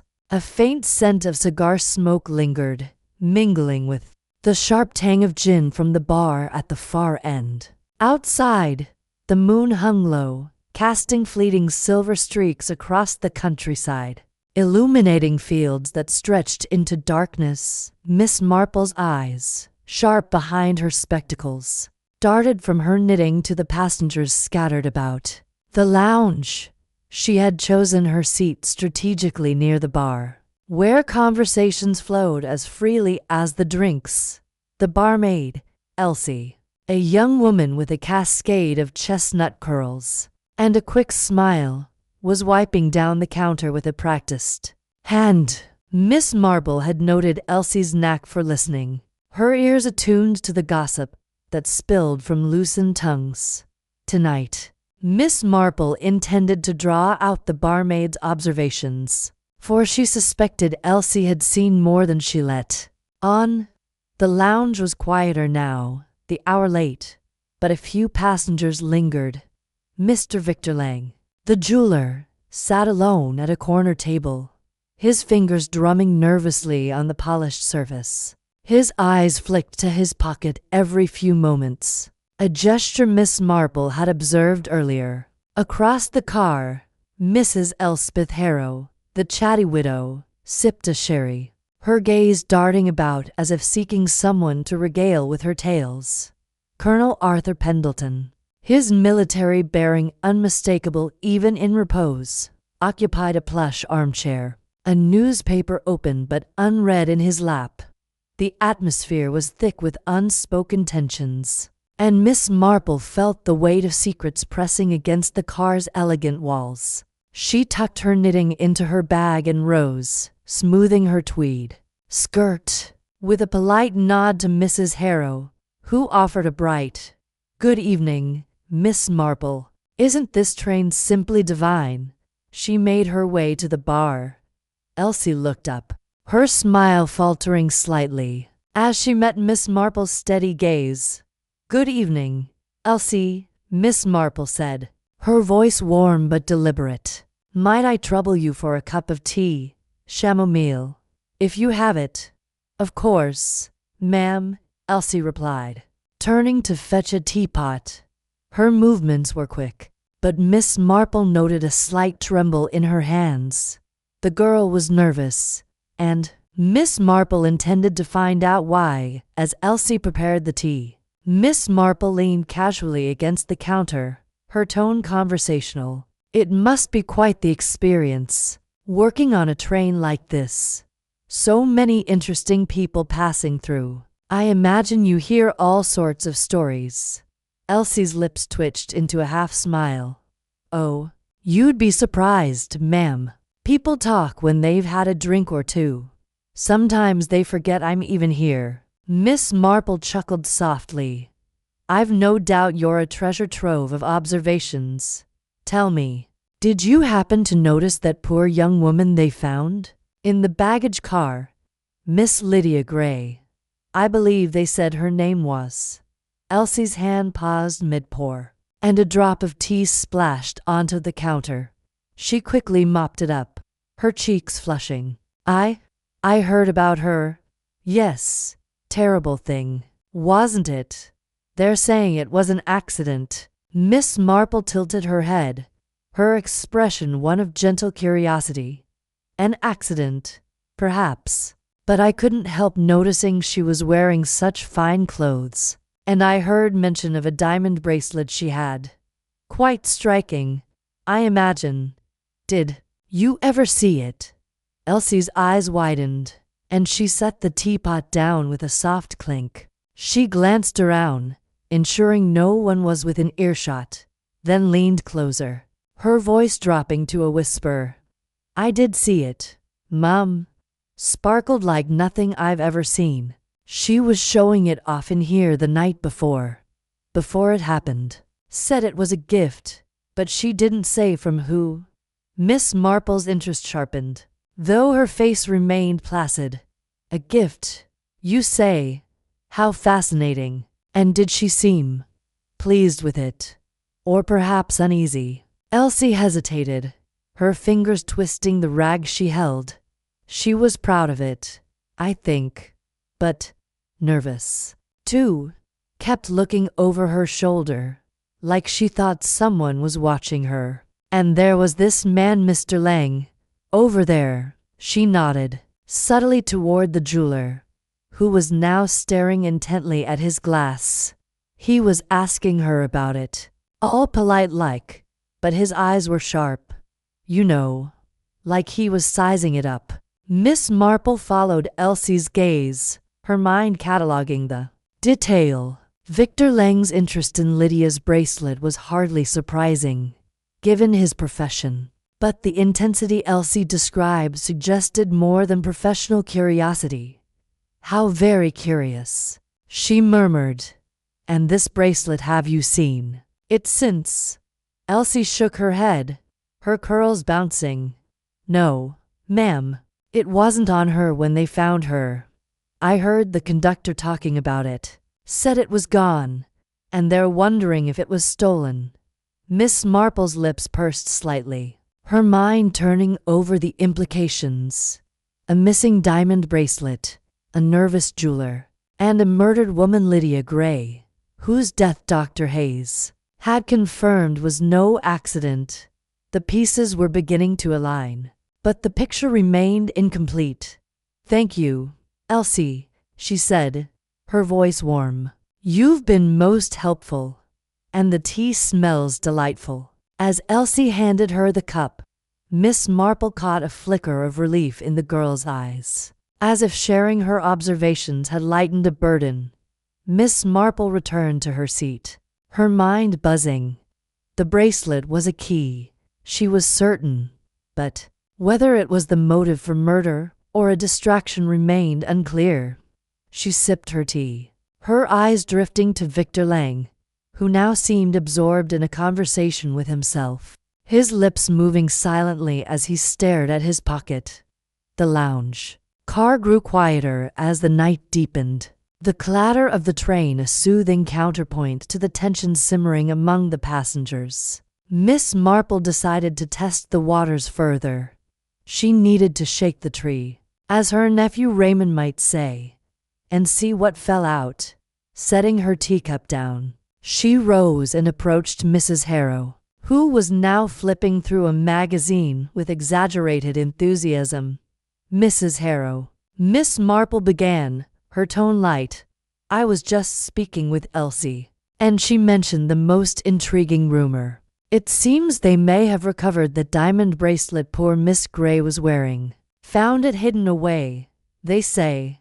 Mrs. Harrow's eyes widened, her magazine forgotten. Oh, my goodness. Recovered, you say? Where was it? Who had it? Miss Marple smiled, her expression one of innocent gossip. Oh, I'm sure I shouldn't say too much. The conductor's keeping it quiet, for now, but I thought you might have heard something, being so well informed. Mrs. Harrow leaned forward, her voice a conspiratorial whisper. Not a peep, Miss Marple, but I'll keep my ears open. Imagine, a diamond bracelet. It must be worth a fortune. Do you think it's why she was, you know? Miss Marple's eyes twinkled. One never knows, does one? But it's curious, all the same. She excused herself and returned to her seat, her gaze sweeping the room. Victor Lang had gone still, his hand frozen over his pocket, his face pale. He had overheard. She was certain, and her little rumor had struck a nerve. She settled back, her knitting resumed, but her mind was far from the stitches. The bracelet was missing, and Lang's reaction suggested he knew more than he was letting on. But was he the thief, the murderer, or merely a man caught in the wrong place at the wrong time? The train's rhythm shifted slightly, a subtle change in the clack of the wheels signaling a curve in the tracks. Miss Marple's thoughts turned to the smuggling ring Sir Henry Clithering's telegram had mentioned. Lydia Gray's connection to it was no coincidence, and the bracelet might well be a piece of the puzzle, a glittering lure. In a dangerous game, she needed to observe Lang more closely, but she also needed to tread carefully. The murderer was still on this train, and her probing might draw their attention. As the night wore on, the lounge car emptied, save for Colonel Pendleton, who lingered over his newspaper, and Lang, who had ordered another drink, Miss Marple decided to take a calculated risk. She approached Lang's table, her demeanor that of a kindly old lady seeking company. "Mr. Lang, isn't it?" she said, her voice soft. "I hope I'm not intruding. I find these late-night train journeys so lonesome. Don't you?" Lang looked up, startled, his hand twitching toward his pocket before he caught himself. "Yes, Miss Marple," she supplied, settling into the chair opposite him. "Jane Marple. I couldn't help but notice you seem a bit preoccupied. The tragedy with Miss Grey has us all on edge, I suppose." Lang's smile was tight, his eyes wary. "Terrible business. I didn't know her, of course. Just shocking, that's all." "Of course," Miss Marple said, her tone sympathetic, "though I heard she had such a lovely diamond bracelet. As a jeweler, you must have an eye for such things. Did you happen to see it?" Lang's fingers tightened around his glass, and a bead of sweat glistened at his temple. "A bracelet? No, I don't recall. I mean, I might have seen her wearing something, but I didn't pay much attention." Miss Marple nodded, her expression one of mild disappointment. "Pity. Elsie, the barmaid, said it was quite remarkable. She thought you might have spoken to Miss Grey about it." Lang's face flushed, and he took a quick sip of his drink. "Elsie's mistaken. I spoke to Miss Grey briefly about the weather or some such nonsense. Nothing about jewelry." Miss Marple's smile was gentle, but her eyes were sharp.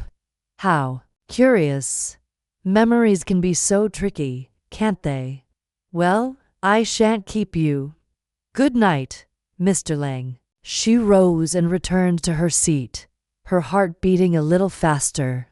Lang was lying, and poorly at that. His nervousness, his fixation on his pocket, and his reaction to her mention of the bracelet all pointed to guilt or at least knowledge he was desperate to conceal. She needed to confirm her suspicions, but confronting him directly would be too risky. Instead, she would watch and wait, letting the train's confined space work in her favor. The lounge car was nearly empty now, the lamps dimmed to a soft glow. Colonel Pendleton folded his newspaper and stood, his movements stiff as he nodded to Miss Marple and left.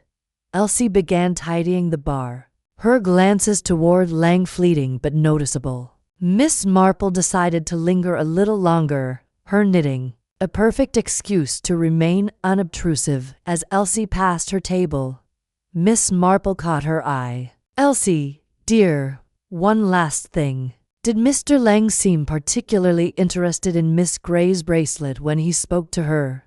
More than, say, a casual admirer might be?" Elsie hesitated, then nodded. "He was, ma'am. Kept asking her where she got it, what it was worth." She laughed it off, but I could tell it made her uncomfortable. "And later, I saw him watching her when he thought no one was looking. Gave me the creeps. To be honest."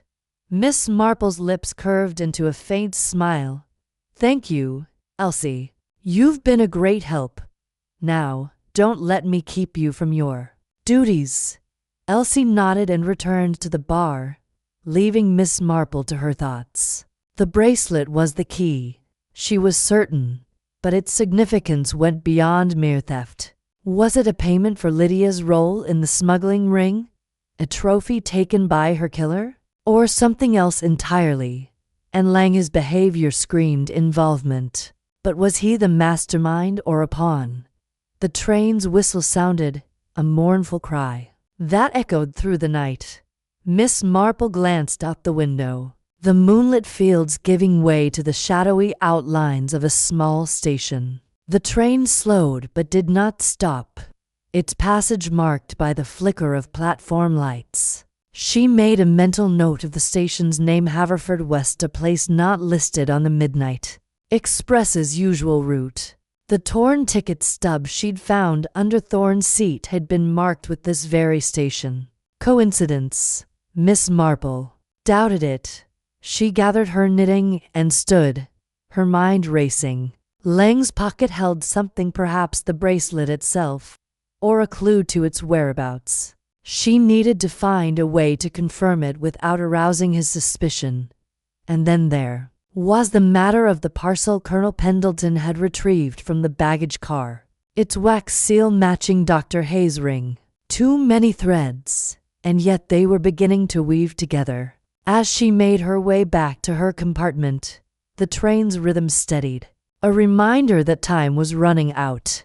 Cornwall was only hours away, and with it, the police who would take over the investigation. Miss Marple's task was to ensure they had the right suspect and the right evidence. She paused at her compartment door, her hand on the handle, and glanced down the corridor. A shadow moved at the far end, too quick to identify, but it sent a shiver down her spine. She stepped inside, locking the door behind her, and sat on the edge of her berth. Her knitting bag lay beside her, and she reached inside, her fingers brushing the small parcel she'd hidden there earlier. It wasn't the Colonel's parcel that she'd returned after memorizing its contents, but a folded handkerchief she'd found near the baggage car. Its monogram a delicate LG Lydia Gray's, no doubt, and stained with a faint trace of perfume. The same perfume she'd smelled in the locked compartment. Miss Marple leaned back, her mind a whirl of connections. The bracelet, the handkerchief, the ticket stub, the parcel, all pieces of a puzzle that pointed to a crime far more complex than a simple theft gone wrong. Victor Lang was involved, but so too were others, their motives tangled like the threads. In her knitting, she closed her eyes, letting the train's rhythm lull her into a state of quiet focus.